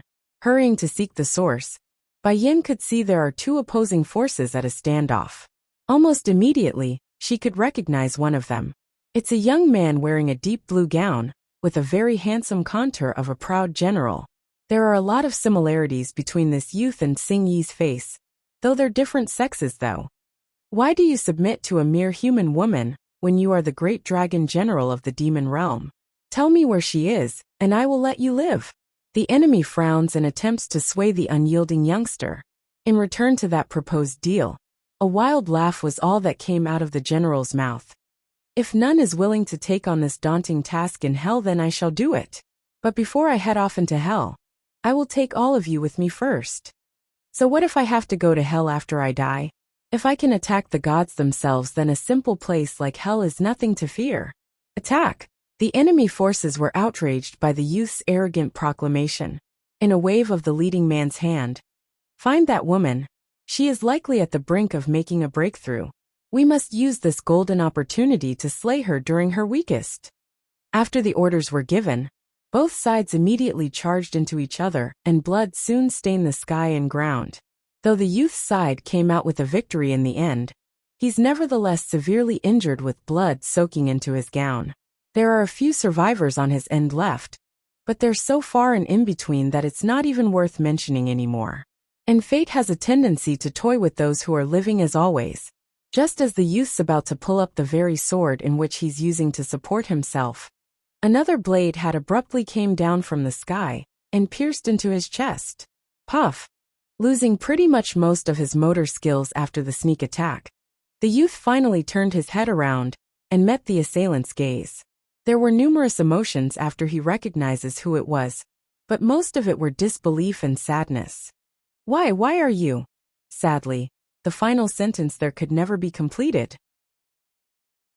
Crashing to the ground as all life left him, a cloud of dust scatters into the air over the impact. Outside the battlefield, Bai Yan desperately wanted to see the face of the assailant for herself. Unfortunately for her though, the layer of fog over that face remains regardless of how she moved around. Even so, there was one point she's certain of now.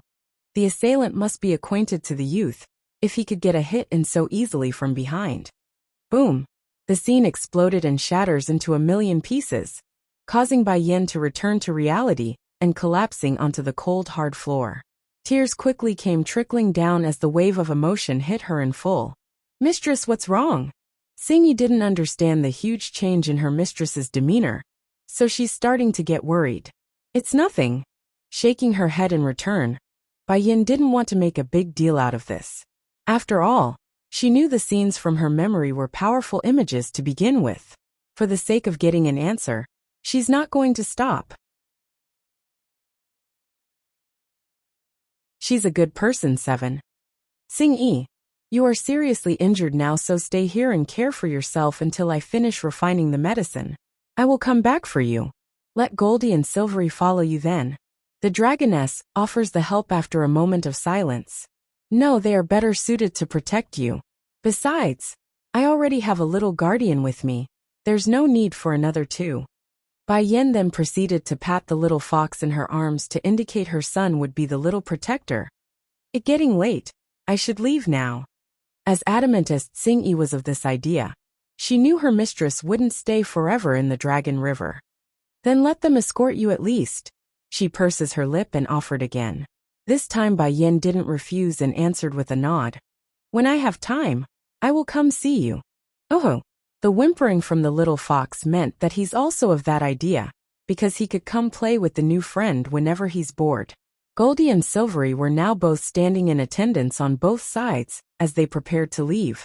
The 2 are quite fast-witted actually. Since their mistress has become this lady's familiar, their attitude got extremely respectful with a lot of flattery tones in there during the trip back. Unfortunately for them though, Bai Yin has never been one to take bootlickers very well, so it only became a bother. Once at the described exit, she shooed the both of them away like they're contagious or something. Back over in the surface, Huan girl had just returned to her home after everything exploded into a rescue effort for Bai Yin. The poor lady was dreadfully moody for the lack of result, and hanged her head as she walked past her own father. Hold it! Huan Lifeng hollers out to his daughter after getting no eye contact. Coming back to attention, the young lady turns without energy. Father, did you call me? What happened to you today? Why are you so dejected? Speaking like it's nothing. I can cultivate now. I can cultivate now. This news literally smashed the old man into startling amazement, nearly screaming in that voice due to the joyous news. What do you mean? Daughter, you can cultivate now. If she can cultivate, then why is she acting so dejected? Biting that lip, the girl couldn't hold it in anymore, and allowed the tears to come forward. That lady who cured me is in danger, and is now missing. Father, please help, please send someone to save her. What? Huan Lifeng was furious and exploded with rage. Since the lady was the one who cured you, then of course we will go save her. She is the benefactor of our family. Just tell father who it is. I will send my people to crush them right away. And, she not only healed me, she also saved my life. The girl's voice started to stammer as she's about to openly cry. At the time the boat was being attacked by a dragon. The creature dragged me into the water, and I thought I was about to die when no one came to help me. That's when she dived in without any care for her own life to save me. Dragon? This. The father's eye now showed absolute shock over the stunning news. He's heard of there being dragons within the Dragon River, but never has he seen or heard of one being sighted. It can't be, there really are dragons living in that river? Daughter, you go inside and rest first. I will call the higher-ups of the family and hold a meeting. Don't worry. We will definitely find her even if it's just a corpse. The girl only fell into danger for the sake of Huan Yin. We mustn't be ungrateful and just stand by to watch. Despite the promise from her old man, the dejected girl's mood remains as moody as ever. She knows, by this point the likelihood of survival was thin. Even if they do locate Bai Yin, then it would be as a dead body, and nothing more. Meanwhile, at the same time over at the chief's residence, the womanizer Sun Huan had just arrived at his own home too, when he started screaming out for help. Mother, father, hurry and come help. Someone needs saving. Hypocritical Mulung 1. In this usually quiet estate, the eager voice of this womanizer was no different from an injection of adrenaline, sending all of the occupants inside to rush out in search of the commotion. What happened, Sun Huan? Jun Tianyu wife asks her son after seeing that urgent demeanor. Mother, he firmly grabs onto that arm. Hurry and go call everyone. Just now my friend's been dragged away by a dragon living under the Dragon River. Wah! The group of elders who followed from behind the lady of the house were all aghast by the shocking news. Their faces were either showing incredulous or disbelief. Dragon? The Dragon River is really home to a dragon? For a while there, everyone was exchanging silent looks because they knew there's just no way for survival after being towed away for so long. Son, the mother remains to be the calmest here and wanted some more details. Tell me what exactly happened first. Giving a slight nod in return, the womanizer knew he must do as told in this situation. Bit by bit, he went over the story of how Bai Yin cured Huan Yin's condition, then of how she dived into the water despite the danger, in order to save the two girls who were dragged under the water. Jun Tianyu and her husband Wu Wei were both quite shocked in the face afterwards. One for learning there's such a selfless person under them, the second being the incredible ability the lady portrayed on the boat. You mean that lady really cured Huan Yin's condition? Chief Wu Wei asks with a tinge of anxiousness in his voice. The man held a very clear picture of the lass's physical condition, so the fact that someone could cure her left a lot of questions to be answered. Yes, father, you must save her. Even at this point the womanizer still doesn't know why he's acting so heartbroken over the scene of Bai Yin being dragged into the bottom of the river. It's definitely not love or adoration, That much he's certain. So, what could this feeling be that's constantly stinging at his heart? Okay. The mother's gaze looked grim. I will have our people go search for the lady. Perhaps she might be alive still if we are quick. With the guarantee of the lady of the house, Sun Huan's expression also lightened up. Thank you, mother. As long as you can save her, then I will be good in the future too. Making a helpless smile over her son's promise, this mother didn't know whether to be happy or sad that it took so long for her second son to reach this level of maturity. Compared to her first son, Sun Huan definitely left a lot to be desired of. You go and rest first. If there's any news, then I will come inform you. Giving a nod at that, the man then turns away for his own room. Madam, the elders were dissatisfied with the rash promise and quickly objected. The first master is already terminally ill. We don't have time to waste on searching for some stranger. Please reconsider the decision. Growing heavy in the complexion, the woman got stern in the voice almost immediately. This is my decision. No one is allowed to have any objection. Chief. The elders then shift their eyes over to Chief Wu Wei instead. Coughing twice at the added attention, the chief knew he must take a side. Everything is to be done according to my wife's will. Since Wu Wei has spoken, the rest of the elders could do nothing but carry out the command. Arching their fist, they quickly retreated away. Are you trying to take a chance with that lady after hearing Sun Huan's claim? Alone now, the husband turns to his wife and asks inquisitively. Hypocritical Mulung too. Jun Tianyu wife gives a faint nod. Yes, if she can cure Huan Yin girl, then her ability must be quite good. I want to invite her to come look at Yun Feng's condition. But she's been dragged down to the bottom of the river by the dragon already. I fear her likelihood of survival is slim at this rate. Unable to hold in his frustration over this sad predicament, Chief Wu Wei felt a sense of bitterness in the mouth and sighed heavily. This may not be the case. As long as we don't see the body, then it's very possible that she's alive still somehow. Even if the hope was slim, or just a flicker, this mother wasn't going to give up for the ask of her son. Inside the Misty Fairy house, all four major powers are ablaze with activity, causing the Dragon River to be entrenched with heavy security as a result of their search. And due to Bai Yan's need to hurry back, the girl was oblivious to the commotion her presence has caused for everyone. Nevertheless, her goal was achieved, and the brother Shifus she newly recognized didn't realize she had snuck out. Shifus, did something happen today? Bai Yan asks after seeing the gloomy expression on the two that night. It's not a big deal or anything. You only need to focus on your training. Delighted now, the older Zhongnan spoke first. Oh yes, what is your level? We want to test and see your results. I think my breakthrough will happen very soon. There were flashes of light in both brothers' iris after hearing that. This is wonderful news. The girl's talent is indeed great.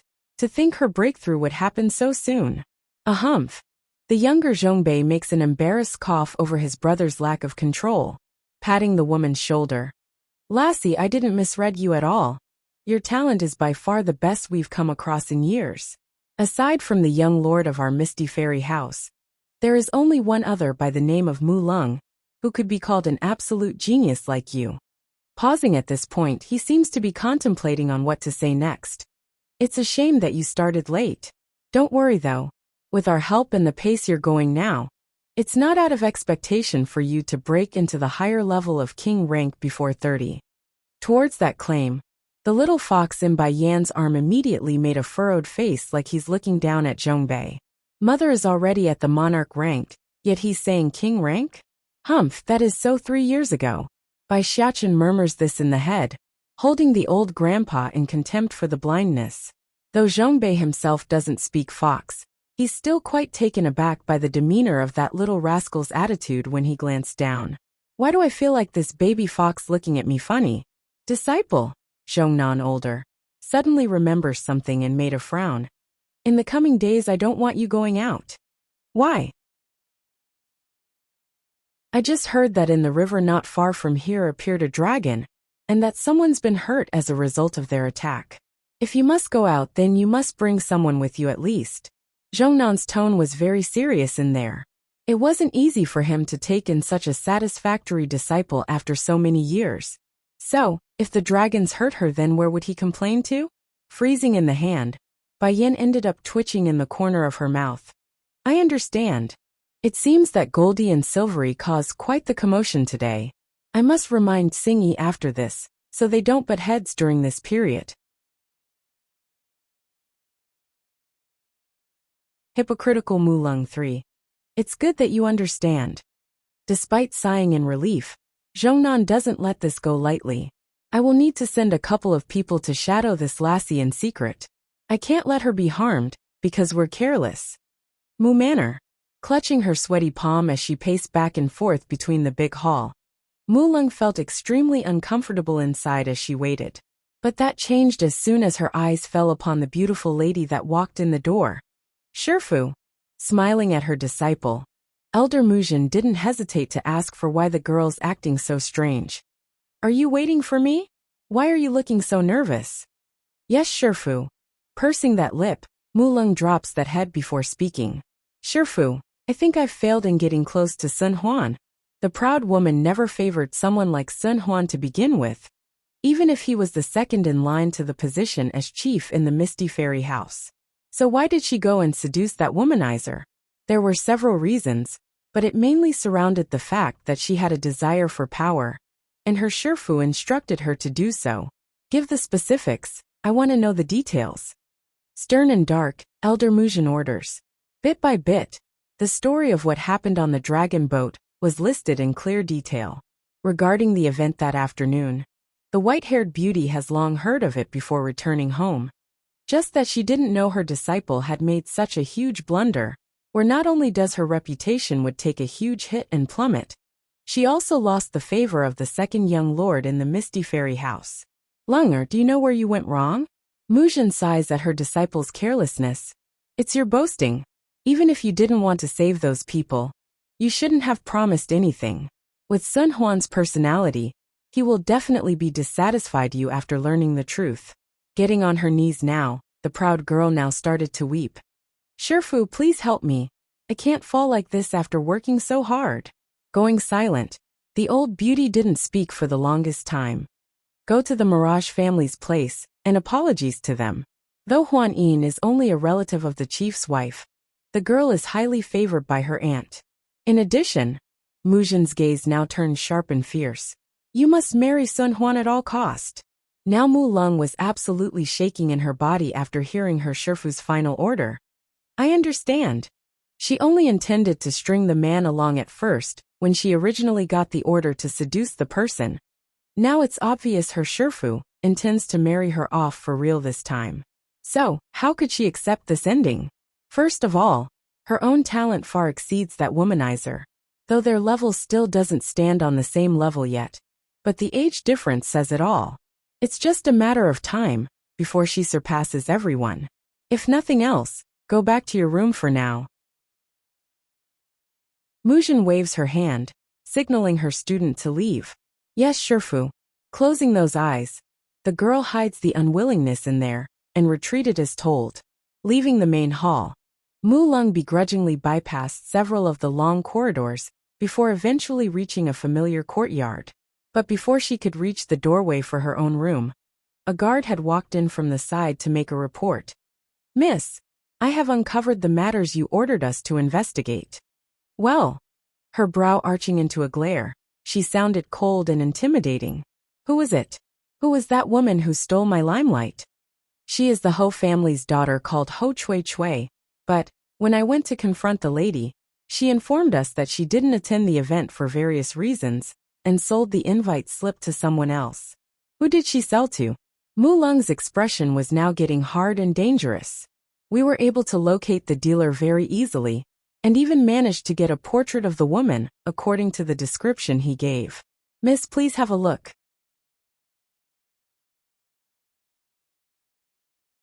Hypocritical Mulung 4. The guard in question hurries to present the portrait in front of the lady. After careful scrutiny, Mulung's expression soon changed from smug to enraged anger. The woman on the portrait was almost surreal in how beautiful it was, far surpassing her own image in every way. In particular were those eyes. It's deeply attractive, and the key factor in confirming it's indeed the same person she met on the boat. She is the woman who bought the invitation? Biting her lip, she asks with a frosty tone. Go deal with that dealer first. Then go tell that Ho Chui Chui that if she wants to be a prominent figure around here, then she is to do as I say. From this point forward, Ho Chui Chui is the woman in this portrait, the very same person who saved Huan Yin. If her people could follow the trail and investigate up to this point, then it's a surety that Sun Huan and everyone else would as well. By using Ho Chui Chui to impersonate this unknown woman, Mu Lung could use this to her advantage. After all, no one saw Bai Yan's true face thanks to the facial veil she wore. As for the air and temperament, that's easily solvable with time and training. Yes, milady. Getting the order, the guard promptly retreated away to carry out his task. Heaving a long sigh after seeing she's alone finally, Mu Lung was just about to put the portrait away when the door to her place was pushed open again. In a panic, she hurried to hide the scroll behind her back and away from the newcomer's prying eye. Shifu, are you looking for me? Wrinkling that temple, the old beauty arches her brow inquisitively. What is that hidden behind you? The girl's demeanor appeared somewhat edgy. It's not that she doesn't believe her Shifu or anything. It's just that there are some things better left untold whenever possible. Darkening in the face upon getting no answer from her disciple, the old beauty decides to take matter into her own hands. In a wave, the portrait being hidden was promptly snatched away. Shifu, Mu Lung exclaims in great fright at seeing the scroll being unfolded. While the young girl herself only wanted to hide the picture, Mujin on the other hand showed a much bigger reaction than expected. It's as if a ghost had just appeared from the depths of hell and wanted to strangle this old lady. That's how pale the woman looked at this moment. Lung, where did you get this portrait from? Mujin's lip trembles as she spoke. It was actually so bad that even her hands were having a hard time keeping the scroll in check, and almost dropped it on several occasions. Though Mu Lung herself doesn't know what's gotten into her Shifu right now, it doesn't stop her from giving the details. You mean, the woman in this picture is that very same lady? Mujin's eye flashed meaningfully. Yes, Shifu, that's her right there. Good, very good. Remember, do not let anyone else see this portrait again. Returning the scroll to her disciple, Mujin herself felt relieved for some unknown reason. Yes, that woman is dead. She couldn't possibly be alive. Thinking of this, the old beauty's mood immediately let up, evoking a snarling smirk. Since that woman is the one who saved Huan Yin, then she mustn't be allowed to live. From now on forward, I will try to muddle the search effort. As to Huan Yin's side, Lunger, you will need to count on yourself to do your half. I understand, Shifu. Although Mu Lung didn't know the specifics yet regarding the search effort, she did understand enough that there's no possible way the woman could have survived after being eaten by a dragon. Oh yes. Mujin's gaze narrowed into a slit. Your plan will need to be adjusted to the situation. Even if the temperament is similar, it's useless. What's really important is the body shape. After all, that Sun Huan is no fool when it comes to the opposite sex. He's sharper than anyone in the Misty Fairy House when recognizing a female's body.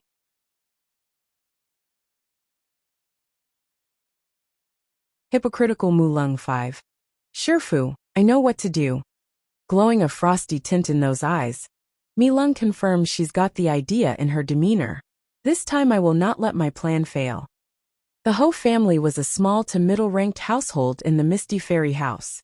As such, even if the disciples under them would have to survive with their tails behind their butt.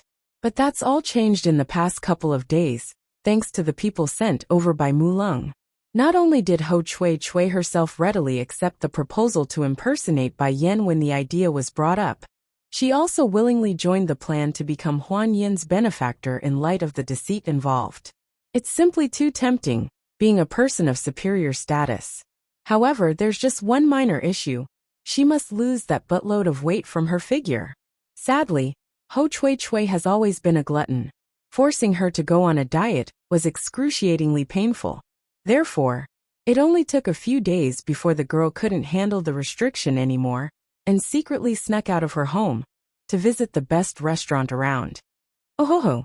Bai Xiachen tugs at his mother's sleeve, those eyes shooting straight over to the restaurant that's giving off a salivating smell in the air. Are you hungry? Halting in her step, she asks with the affectionate gaze. Giving a desperate nod at that question, the baby fox looked absolutely adorable in that appearance. It's no different from a baby pleading for food to his mother. In actual truth, the boy didn't really want the restaurant's food, rather it's his own mother's cooking. Sadly, he's too afraid of them being snatched away by those two new shifus when they get a whiff of the smell. As such, he could only endure for now and turn to this restaurant. If you are hungry, then let's go inside and rest. Bai Yan's naturally aware of the two shadows tailing her since the day of the conversation. Therefore she's not in the position to go inform Tsing-yi of what she knew right now. But no matter. Passing on a message could be left solely to Goldie and Silvery, since they are under no restriction. The main urgency still remains with locating Dragoni and the Bloodvine seeds. Bai Xiachen didn't have that much problems compared to his mother though. He only has food in mind at the moment. Blinking like stars in his eyes, the little fox licks that cheek like a good little son that he was, and got a good rub on the head in return. Unbeknownst to the boy though, Bai Yin was rather worried about her son's current state, for it's been a long time since she's heard him call out to her in that cuddly voice. The business around this Longjing restaurant was very good based on the fullness of their lobby. Maybe it's just luck at play today, but Bai Yin and her son were able to get a table as soon as they entered thanks to a couple leaving at the same time. But good fortune doesn't always last. As soon as she's finished picking out a few dishes, and was in the middle of playing with her son, that's when it happened. Ho Chui Chui. I obviously came first, so based on what can you take my seat? The voice sounded angry, sneering in return. Lu Yu, you've snatched my stuff on more than one occasion before, so what does it matter if I return the favor just this once? You, the other person stares wide-eyed there. The idea of Ho Chui Chui talking back to him simply never crossed his mind. What's going on here? This girl always run like a cat as soon as she sees me. Why is she acting so rudely all of a sudden? You are crazy. In the end, he snaps and shot this over to the instigator of the drama. You only dared to pick on me before because of your brother working in the chief's manor. From now on Ho Chui Chui, will no longer put up with your affronts.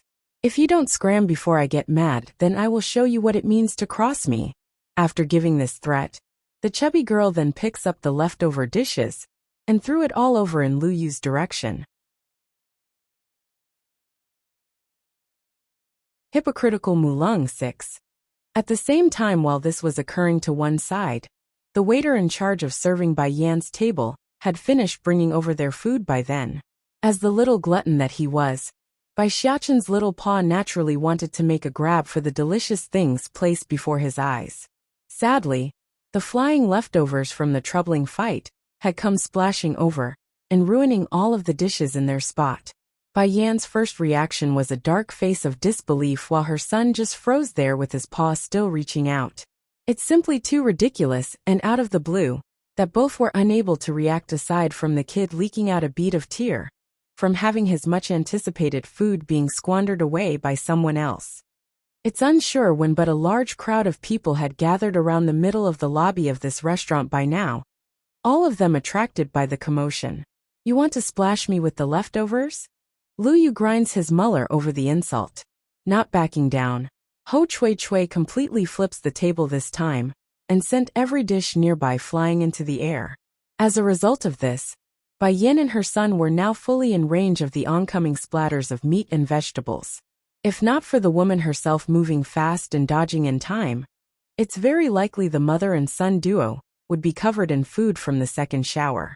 Enraged at this point, Bai Xiachen completely puffs up his fur over the utter destruction of his meal, and made a direct dash for the chubby girl's stomach. No forgiveness. Ho Chui Chui never expected an attack from another assailant, let alone a tiny critter from some random direction. Therefore, she immediately faltered to the ground after taking several steps backward from the impact. Her eyes were furious upon noticing it's a nothing but a baby fox who assaulted herself. You damn beast, how dare you charge at me? I will skin you this instant, and make a coat out of you. But before the chubby girl could carry out her wretched plan, a pair of delicate hands had reached over to pull the still fuming fox into a protective embrace. "What did you just say about skinning whose fox?" The voice and glare was dreadfully cold, sending a wave of frost down anyone's spine upon contact. In this moment, Ho Chui Chui actually found herself in a state of panic under that threatening gaze. She didn't know why, but it's just very frightening, like it's coming from within, and not from over there. Nevertheless, the arrogance within this one seems to be bigger than anything else, even fear itself. In no time at all, her pompous attitude had returned. "Is this little fox yours?" The chubby girl purses her lip, flustered still despite having the courage to speak. Indifferent in the face, Bai Yin didn't answer the person. "I won't ask you to apologize to me, but you will have to sell me that fox."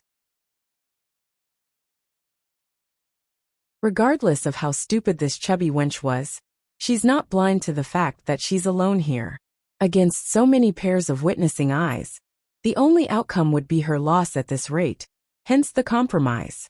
Now Bai Yan's gaze was getting extremely intimidating after hearing someone's outrageous demand of trying to buy her own son.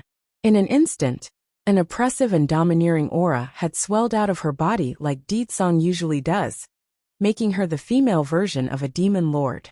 "Why don't I use a copper coin and buy you instead? It just so happens that my baby fox here needs a waist cleaner." That instantly warranted a protest from Bai Xiachen at his mother. "But I don't leave dung at random, mother. And I most certainly don't need a waist cleaner like that ugly one there." Compared to the protesting chirps of the baby fox, Ho Chui Chui, on the other hand, was obviously stunned beyond belief. How dare this woman try to buy me for his fox as a waist cleaner?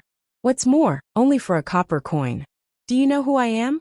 A thin layer of anger now covers the chubby girl's face as she spoke. "In the future I will be someone who enters the chief's manor. You actually have the nerve to compare me with a fox? Do you think that beast is worthy of me?" Not going to waste time arguing with the fool across from herself, Bai Yin had already come before the foe. "Indeed, you are not worthy of being my fox's cleaner." "Can't let her live one." Ho Chui Chui was so shocked that her eyes were literally popping. Against that murderous intent, even her breathing had become difficult. Pung, bypassing whatever guard or defense the chubby girl had, Bai Yin uses her toe to kick the other side's kneecap, causing the foe to fall to the ground in a kneeling position as a result of the pressure. "You!" Enraged by the humiliation, Ho Chui Chui swings her head up to be only confronted by those deathly glares. Whatever she wanted to say in retaliation in that split second, it's completely gone and replaced by an involuntary gulp. The whole restaurant was deathly quiet as a result of the sudden move. This woman, she's too brutal. A slight disagreement, and she's already beating someone? "Do you still want to buy my fox?" The heel of her shoe now firmly pressing down against the chubby girl's back, causing a not-so-obvious pain in the victim's bone in the process. "Or do you plan to skin him instead for his fur?" With every question and word given there, Ho Chui Chui's complexion would grow paler by the second because of the increasing pressure on her bone. In no time at all, a squirt of blood had seeped out of that trembling mouth and brought her back to reality. She's hit a brick wall this time, a cue for trouble beyond her rank.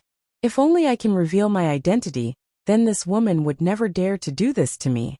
But Mu Lung's message continues to linger in that head. If they want to successfully impersonate that woman, then the public mustn't be allowed to know about the matter. Gritting those teeth, Ho Chui Chui ends up holding back her anger. In the girl's mind, there would be other chances in the future for payback. Outrageous. It was just then a loud hollering voice had drifted over from the restaurant's doorway. Following the source of that sound, what came into view of Bai Yan's eye was an elegant face of someone she's met before. Mu Lung also noticed the inquisitive gaze coming her way right at that moment. But unlike the flat reaction from the former, she herself was absolutely shocked by what came into her view. The very sight of Bai Yan's face was enough to make her go green, until it eventually fell into a state of panic. Not missing this, a pang of suspicion promptly sprouted within Bai Yan's head. "It seems this person recognizes me. Hold it." Forcing down the unsettling mood inside, The usually high-standing girl slowly strode into the restaurant to confront the other side. Miss, this girl is my friend. I hope you can let this slide out of consideration for my name and face. The plea for mercy immediately warranted a look of gratitude from the chubby Ho Chui Chui. She didn't expect someone as important as Mu Lung to personally come save herself, let alone claim they are friends. The rest of the occupants inside the restaurant were nominally shocked, of course. There's plenty of envious looks shooting their way now to the point where Lu Yu, who's the other participant in this fight, had also backed down. The boys practically trying to hide in order to avoid eye contact. The message today was too obvious. As long as they're not brain dead, there's only one meaning. The Ho family of the Misty Fairy House will no longer be a third-rate family anymore. Give you face. Bai Yan's gaze squints into a frosty stare. Do I know you? That last part of questioning definitely brought on a new wave of unease within Mu Lung's heart. She's very much afraid this woman would remember their last encounter and ruin everything she's had planned for the future. Nevertheless, the will to continue with this farce wins out in the end. We are not acquainted. If we are not acquainted, then why should I give you face? Sneering with contempt at this point, Bai Yan cocks a smirk. Is your face worth a lot of money? Now Mu Lung could no longer keep up her facade, and actually showed a crack in the face. She simply never expected there to be an individual who would dare go against herself in the Misty Fairy House. If you are unwilling to give me face, miss, then I can only apologize ahead of time. Uncle Mu, please restrain this lady for me. Putting on an indifferent air of someone of superior status, this girl acts like she's above everyone else despite willingly joining in on the fight. But in truth, Mu Lung wanted this outcome from the very start. She only needs an excuse to have her people make a move. Then when it comes time, they could just make up some lie about it being an accident when they harm or kill off the woman. Yes, miss.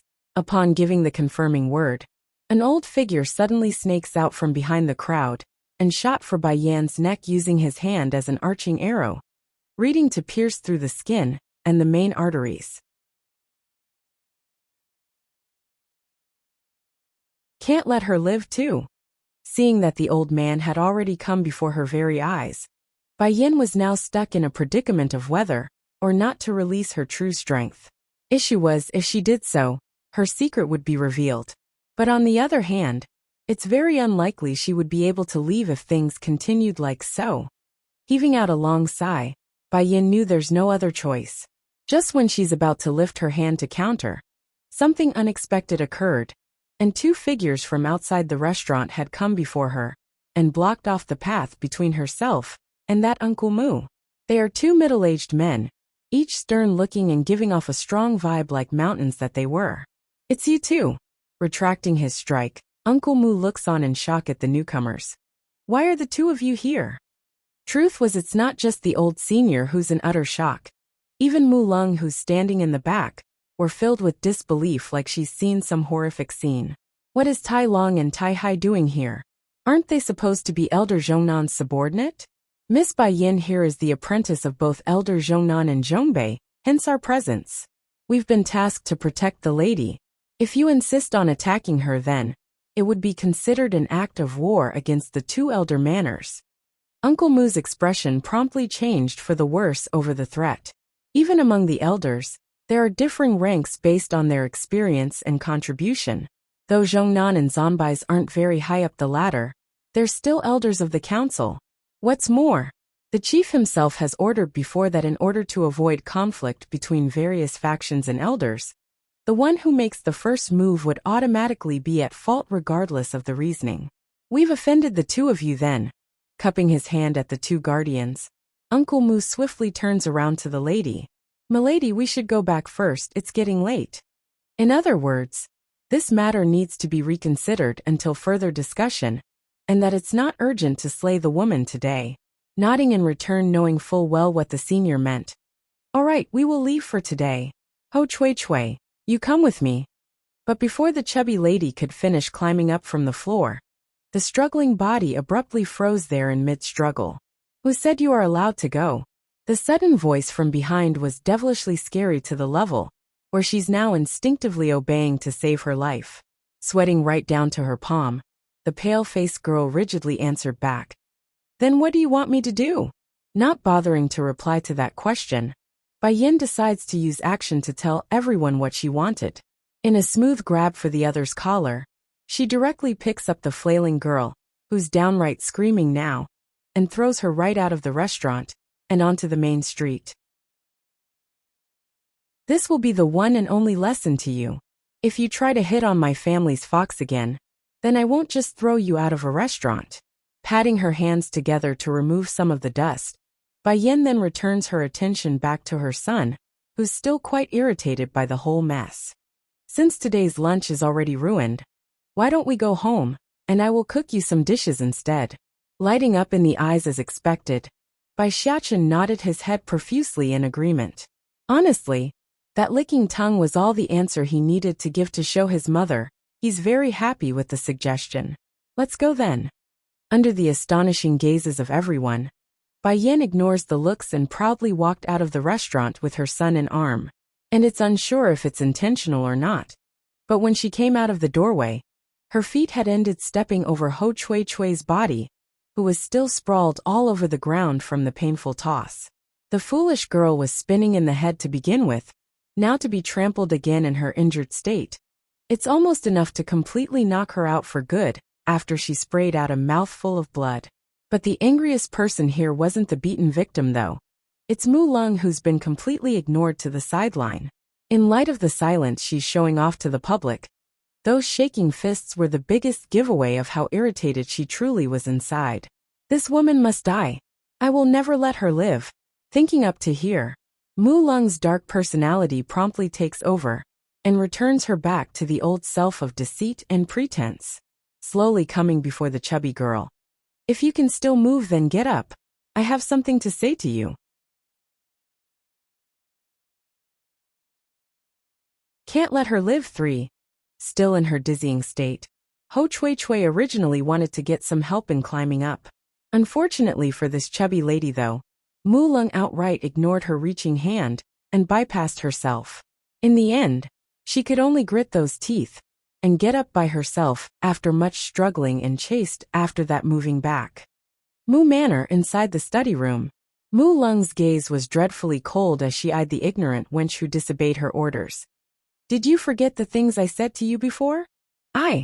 Cowering with her head hanging low, Ho Chui Chui makes a heavy gulp before defending herself.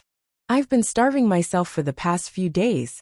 I really can't hold myself back any longer. Pung. Slamming the table with her hand, Mu Lung snaps at the fool. Do you want to be a person of status or what? Do you want to be that Huan Yin's benefactor? Do you want to get payback on that woman from today? Following the reemergence of Bai Yan's face in her mind, Ho Chui Chui's face promptly turned ugly like a witch's. IDO. Since you do, then take this and eat it. Rummaging through her sleeve pocket, Mu Lung slowly pulls out a certain little pill to hand to the other side. A pang of unease swiftly takes hold after seeing the strange beady little thing. Please. I didn't do anything to deserve poison, please don't. Getting irked by the sudden outburst, the usually high-standing lady was quickly reaching her limit with this idiot. This is not poison, it's a fitness Dan pill. Fitness Dan pill? Showing a startling light in her eyes, Ho Chui Chui didn't understand the meaning for this. Yes, that's right. Unlike a facial Dan pill that can only change a person's face, this fitness Dan pill will change a person's body shape to their liking once consumed. Giving a good moment to let her words sink in. As for the new look you should take, I think that woman from today is good choice. Eat the pill and think of that person's body while doing so. In light of the doubt regarding the plausibility of said effect, Ho Chui Chui wouldn't deny such an opportunity like most girls out there would. Now I won't have to starve myself anymore. Miss Mu Lung, why don't you give me a facial Dan pill as well? This way I can completely become like that woman, how about it? Just remembering the stunning appearance of Bai Yan's existence was enough to make the chubby wench smirk with glee. If I can have such a sexy body and face, then what man couldn't I get? Even the young lords would fall under my skirt if I willed it. I don't have a facial Dan pill. One could even make out the veins on Mu Lung's forehead at this point. Humph. Even if I did have one, I would never give it to such a person like this. Oh, replying with a look of disappointment, Ho Chui Chui nevertheless composes herself to get back on track. In a flick, she shoves the thing into her mouth and allows the image of Bai Yan's perfect body to manifest in her head after closing her eyes. Then by the time she opened them again, it was exactly as foretold. That chubby body figure was nowhere to be found anymore. Only the thin, dainty figure of a fine model that had the perfect assets in the much-needed places. This will only last for 3 months at a time. By then you will need to retake the Fitness Dan pill in order to maintain this shape. You understand? Raising a smirk, Mu Lung allows the foolish wench to bask in the glory of her new body before bringing up the bad news. And I also need to tell you one thing. This pill also has a side effect. After taking it, you can no longer have children. What? Shooting up her head in terrible fright, Ho Chui Chui became ghastly. Please don't bluff me. As a woman, if I can't have a child, then how am I supposed to marry in the future? You don't have to worry about that. Don't forget, I'm the most talented alchemist within the Misty Fairy House. Over time, I will inevitably become a 7th grade alchemist, and then I can make all the cure you need to regain that ability. Though the statement was a bit over the top in terms of arrogance, this high-standing lady was indeed a 4th grade alchemist at the tender age of 20-something. As she ages, it's not out of the question for her to reach that amazing feat after a few decades.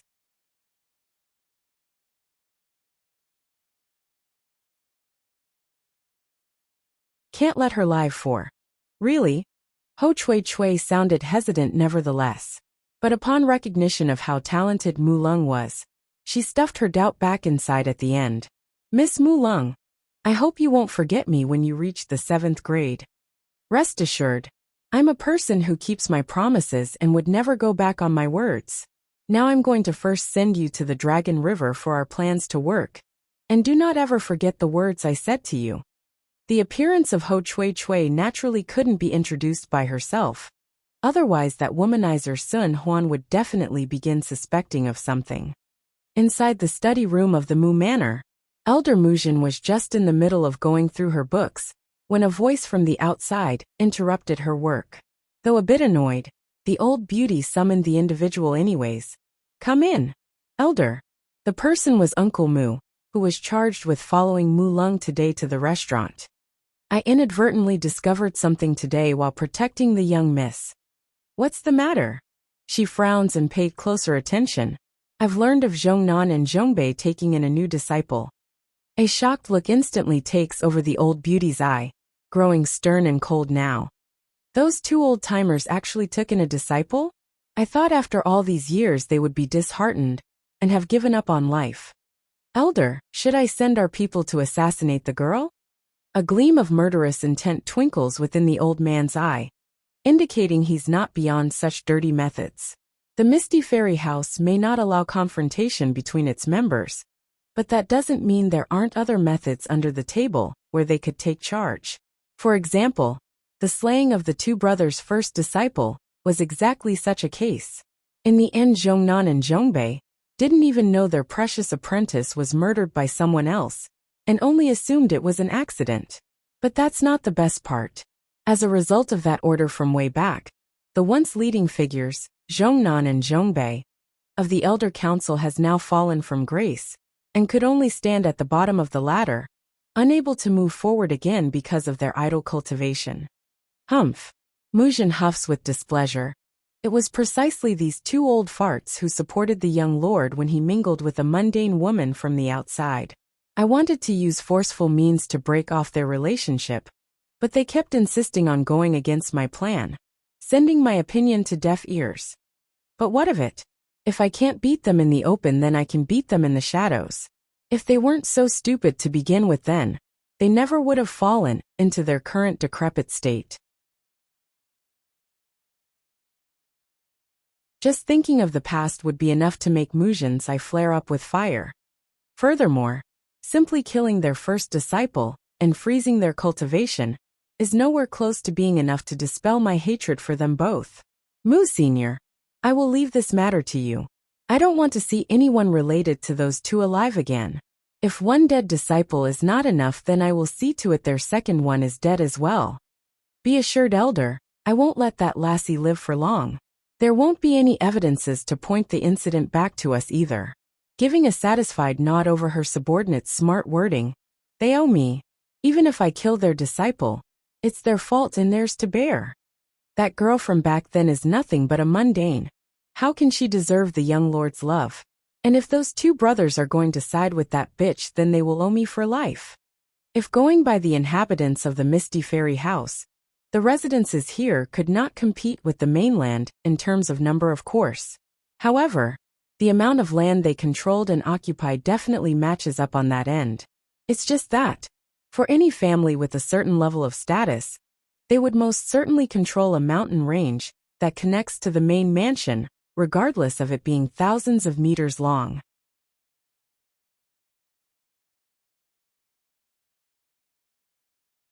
Can't let her live. 5. At this moment atop of Back Mountain to the Zhong Manor, Bai Yin was just in the middle of meditating to absorb in the surrounding energy. Where did Xiachen go? Opening her eyes, she was a tad surprised to find her son missing from the area, and with no sign of his whereabouts. As a mother, Bai Yan's naturally worried, and was quick on the uptake to look for the boy, especially in his current fox form when he's at his weakest. Just that when she did so, a fierce killing intent had caught her attention from behind and caused that moving leg to stop. Die! Towards the unmoving image of his target there. Uncle Mu's confidence promptly swelled and reinforces his will to attack. However, it's unsure if it's just coincidence or intentionally, but at the last moment when the strike's about to land, the woman's footstep had swung around to one side and allowed that body to escape the hit. Though slightly startled at having missed there, the senior didn't back down and wanted to press on with his efforts. That was until he felt that unfluctuating gaze coming right back at himself. Did you lure away the two guardians my two shifas assigned to me? Bai Yin asks with a mild tone. That's right, Senior Mu answers with a deep wrinkle on his temple. I did lure them away, but don't worry, they're very safe because my target is only you. He has a very high standard when doing things. Unless they're part of his list, he won't touch anyone else uninvolved. Then where's my fox? Bai Yin continues to ask. What fox? I don't know what you're talking about. Now Senior Mu's frown had become very deep, as was his patience over the incessant questioning. Bai Yin on the other hand showed a look of relief, after confirming her son's safety. It looks like Xiachen only went out on his own to play, and not because he's been kidnapped by someone else. Speaking about it, I should be thanking you. Smirking openly now, Bai Yan's gaze was full of laughter like a cat playing with a toy. What? The old man seems shocked, unsure of what to make of the other side's meaning. I'm thanking you for removing everyone away that could be a hindrance. This way I can act without worry. Now that smile on her face didn't seem so friendly anymore. It's downright dangerous and threatening as she firmly strode towards the assassin. Meanwhile, at the same time, her true strength as a monarch-ranked cultivator was in full bloom, leveling the ground with her pressuring aura and turning the sky gray. You're a monarch rank. Utterly shocked by this quick turn of events, Senior Mu could feel his heart pounding. Though the Misty Fairy House was considered to be one of the three major powers of this world, they are still within the realms of reason. As such, any monarch rank would be considered a powerhouse here regardless of their nature, and would most certainly warrant an invite from the acting chief to join the Elder Council. Run! Pumping with adrenaline, that's the first thought that came to this old-timer's mind as he made a hard dash for the mountains. You know too many things already, so don't even think about leaving.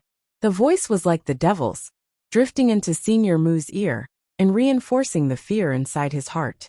But if you tell me who ordered you to come kill me, then I might just leave your body intact afterwards.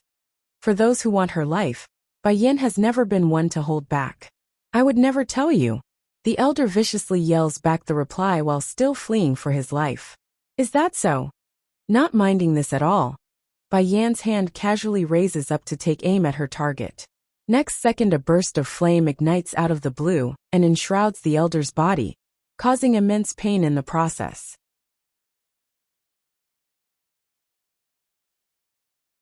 Can't let her live. 6. Even if you burn me to death, I won't say it.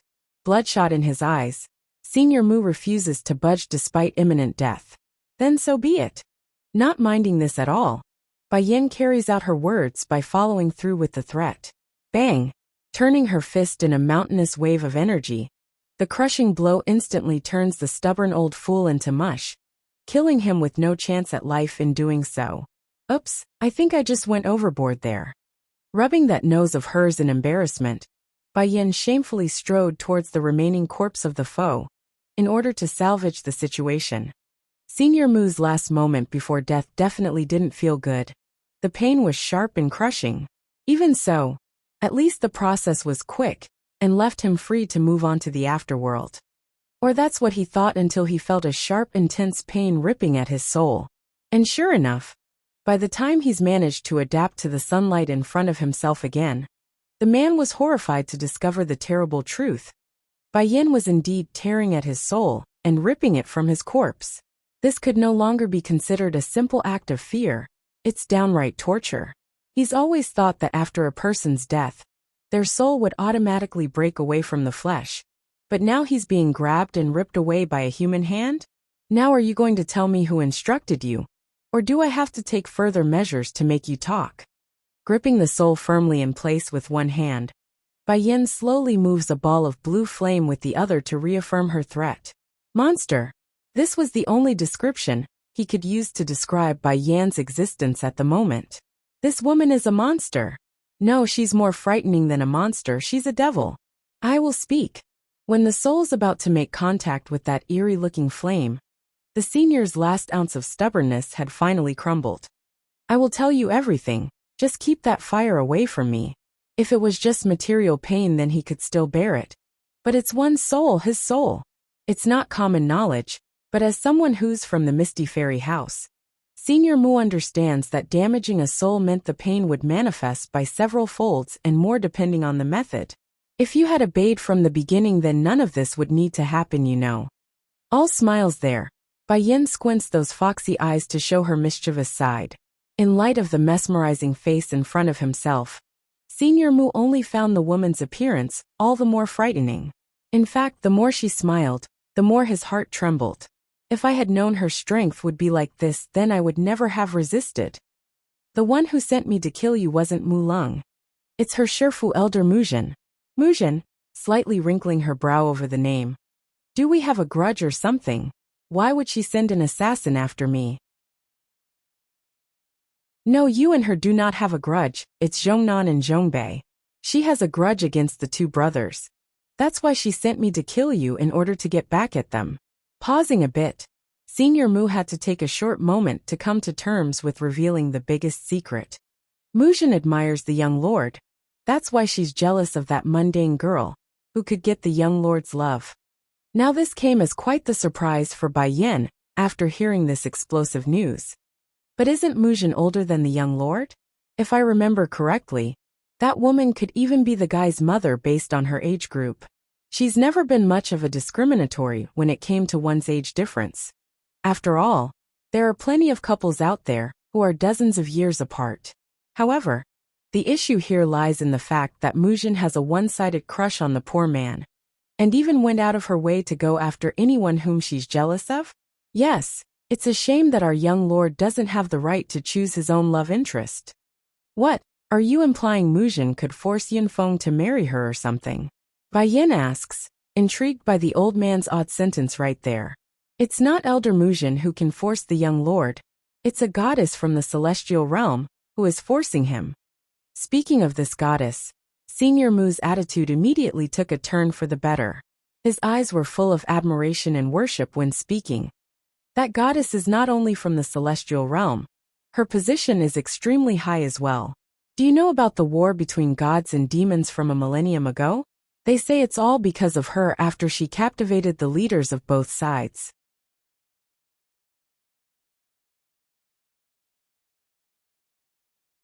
Can't let her live. 7.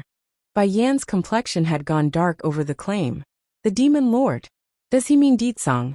But then who would be the leader of the gods? All of a sudden, Her mind remembers back to the battlefield where she dreamed of an encounter with that white dashing figure. Can it be the white figure from there as their leader? But what does this goddess have to do with the great war between gods and demons? Now that's something you don't know. This goddess isn't only the mistress of the 4 sacred beasts. She's also the woman whom the demon lord and celestial lord fancied. But unlike the 2 men, the goddess herself only wanted an ordinary life with a regular man. That's how she encountered our young lord and fancied him. Bai Yin became stupefied on the spot. Immediately, a chill spreads across her body and causing that gaze to grow sharp. The mistress of the 4 sacred beasts? How funny. According to Suzuka's telling, the 4 sacred beasts have always been my people. Did I just get someone impersonating me? And the reason for all this nonsense is to rob a man. Perhaps able to sense the frosty air exuding out of Bai Yan's dreaded face too. Senior Mu's soul shrank into a tight ball out of fear right then. Did I say something wrong? Go on, keep speaking. Pursing her lip, she urges the old man to continue. Seeing his captor having no intention of instilling her fury upon him, the senior issues an immediate sigh of relief. Because of that reasoning, the chief wanted to bring the young lord back from his travels. To complete the task, Elder Mujin was then ordered with the mission to go in place of the chief. That's where she learned of the mundane female getting into a relationship with the young lord. Naturally, Mujin wanted to break the relationship off by proposing drastic means to everyone, but Zhongnan and Zhongbei objected to the idea and blocked it off along with the chief's consent. So that's the reason why Mujin is filled with hatred for my 2 shifus? Drooping her eyes, a lamenting light flickers within Bai Yan's pupil over the silly reason for the enmity. Of course that's not the only reason, it's what came afterwards that enraged her. The chief knew his son, well, so he grew suspicious of Mujin's story. To confirm the truth, he sent Zhongnan afterwards to bring back the young lord.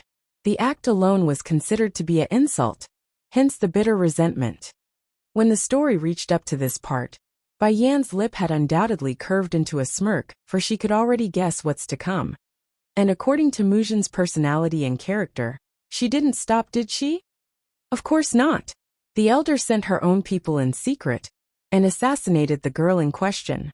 Afterwards, she just coined up a fake story, saying the girl ran off to marry another mundane, due to her falling into temptation.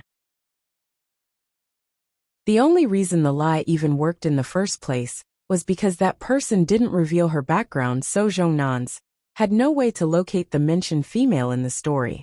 Senior Mu's seen firsthand how cruel Bai Yin could be, so he didn't leave anything out from the incident from years ago. Though the old man himself didn't participate in the mission, he's still a close confidant, so many details are privy to his ear. But it's also because of this reason that he didn't realize something was very wrong. For example, the woman in front of himself right now had a very strong resemblance to the girl from back then. Then what about my Shifu's injury? Is it her doing as well? Musing for a moment, Bai Yin asks again. Considering her own ability and insight, there's no way she couldn't see through to the hidden injuries suffered by Zhongnan and Zhongbei. It's very likely the reason why the 2 elders are stuck at their current level and unable to progress. Yes, that's exactly it. Before that incident, the 2 brothers are both the first to enter into the middle level of the monarch rank and are both leading figures of the Elder Council. But since they're not the type to be suspicious of others, Mujin was able to secretly plot against them and cause their progress to stall without further advances. Squinting her eyes, Bai Yan's gaze now carried a gleam wanting to kill. Then why does she want to kill me? Is it just because I took them both as my Shifu? In Elder Mujin's mind, the 2 brothers owed her way too much and could never atone for their sins. To repay them back for this fact, she murdered their first disciple. Inhaling deeply at the last bit, Bai Yin finally got it and didn't need any more information. Fine then, out of consideration for the honesty you showed, I won't destroy your soul.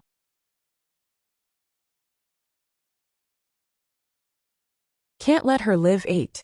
Senior Mu's mood had just lightened up after hearing this, but just when he's about to give his thanks, Bai Yin had already flicked her finger to send the soul flying. By the time he's returned to his sense after being thrown away, the man's soul had found himself trapped within his own body again. What have you done to me? In his fit of rage, the old man wanted to question the woman to only discover he's unable to speak. Under normal circumstances, a person's soul would automatically leave the body and head off to the afterlife for reincarnation. But now, he's found his soul unable to escape and stuck within his own body. I only promised not to destroy your soul. I never mentioned anything about letting you go. You've done so many bad things in this life, and you still want to reincarnate? Snarling, Bai Yin sarcastically ridicules the old fool who still thinks he deserves another life. She couldn't deny the original intent of getting close to the two brothers, didn't have the best interest in mind, mainly to locate Dragoni and the blood vines. However, she's not made of stone inside either. Bai Yin has emotions too. When one truly cares for her, she too would return the kindness. So whether it be the group who harmed the two elders back then, or those who does it now, the only outcome would be death. Sensing the approaching presence from afar, Bai Yin knew her time was up, and moved quickly to lie down in order to pretend she fainted. Not long after, two familiar figures had come into sight. Zhongnan older could care less who the extra corpse belonged to right now. He only had his precious disciple in mind. Therefore, when he noticed the unconscious girl lying on the floor, he exclaimed and ran over in haste. My student, Zhongbei younger, reacted similarly, but instead of exclaiming, his first reaction was to scan the area with the most intense killing intent he could muster. How dare an intruder come into our home and hurt my student? Ugh! Seeing it's about right, Bai Yin slowly rolled around and pretends to have just regained her consciousness. Shifu, what's going on? Oh, it's wonderful that you are all right, my student. Me and your second Shifu was worried sick after sensing you were unprotected. We thought you might be in danger, so we hurried over to check.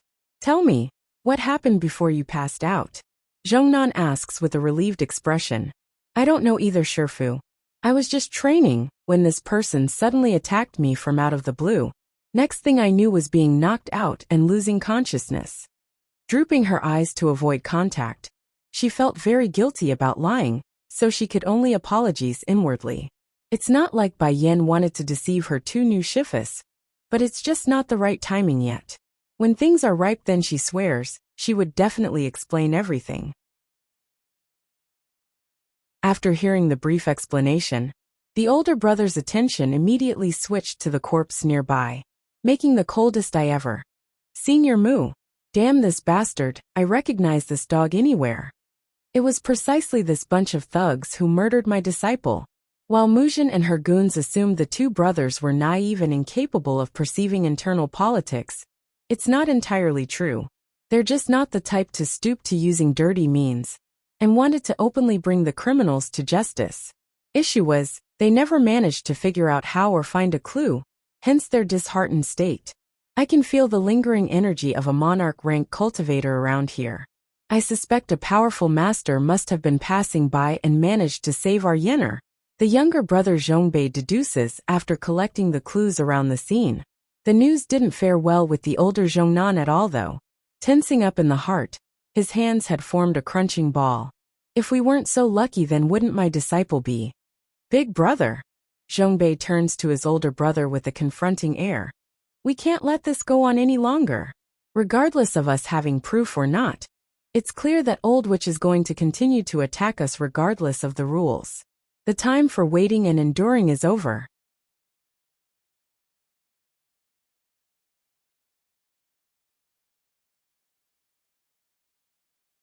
Can't let her live. 9. Zhongnan remained silent for the longest time before eventually answering his brother's call for war. Mujin has already broken through to the higher level of the monarch rank, while we are still stuck at the mid-level. One level of difference may not seem like much, however. When one's at their caliber, even an inch of improvement could mean a lifetime of effort. While they're stuck in their current level for all these years, the rest of the Elder Council has either reached their level, or even surpassed them. I don't care. Zhongbei grew vicious in his voice. Back then I didn't rush off to kill that old witch because I couldn't bear to see the young lord stand alone without support. But now I can't take it anymore. It's either she dies or I die today. After nearly 20 years of suppression, this old fella obviously couldn't take it anymore, and would do anything to get even. regardless of that being giving up his own life in exchange. Shifu. Bai Yan's voice suddenly interjects itself into the conversation. I just picked up a strange bottle while I was training. Minding having a look at what it is? Making a look of surprise on their faces, Zhongnan and Zhongbei immediately turns to the indicated object. What did you find? Displayed before the two brothers were a white porcelain bottle of odd design. This is... As soon the cork was twisted open and allowed the fragrance to waft out, the two nearly fainted from the overwhelming smell. Though they didn't know exactly what the 3 pills were inside, their experience told them it's something amazing, because their bodies were taking in the surrounding energy like a vacuum. That's something they haven't felt in years, ever since they fell victim to Muzhin's scheme. Exchanging a glance of astonishment with each other, both brothers suspected the pills might just be able to cure their injuries. Yenner, where did you get this medicine? Did you really pick it up by accident? Downright shaking in his hand now, Zhongnan asks with a stern expression, putting on a doubtful and confused face in return. Bai Yan had a lot of trouble keeping up her act. Yeah, I found it inside a cave up in the mountains. Is there a problem? I really did find it by accident. Of course there's a problem.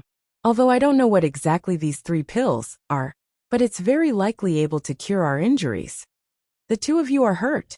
Hurrying to get up from the floor now, Bai Yan makes the most awkward and fake look of someone being shocked by a hidden secret. Are you both okay? Where are you hurt? If it was any other person out there, they would surely call out the woman's horrible act.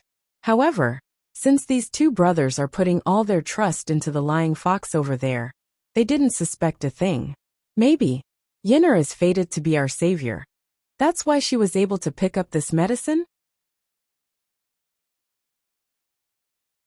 Hesitating for a good moment, the younger Zhongbei offers his suggestion in a puzzled tone. After all, this really was too coincidental even for him. In truth, this was no coincidence at all. Bai Yan's been preparing these Dan pills for some time now during the past few days. And as a precaution, she even went the extra mile to make 3 pills instead of 2 just so it doesn't rouse suspicion. Well, not that it would help when her acting was so poorly done that even an idiot would notice something was fishy. Disciple, you should rest for today since you just went through something so extreme. Don't worry, your 2 shifas here would definitely get revenge for you. A gleam of killing intent instantly takes hold of Zhongnan's iris after saying that. Muzhin. If she had stopped causing trouble then that's that. But now she's having the nerve to harm my newly acquired apprentice. She's asking for it. We will make her pay for everything. Blood for blood, death for death. Chapter 686 Can't Let Her Live 9. Zhongnan remained silent for the longest time before eventually answering his brother's call for war. Muzhin has already broken through to the higher level of the monarch rank, while we are still stuck at the mid-level. 1 level of difference may not seem like much, however, when one's at their caliber, even an inch of improvement could mean a lifetime of effort. While they're stuck in their current level for all these years, the rest of the Elder Council has either reached their level or even surpassed them. I don't care. Zhongbei grew vicious in his voice. Back then I didn't rush off to kill that old witch because I couldn't bear to see the young lord stand alone without support. But now I can't take it anymore. It's either she dies or I die today.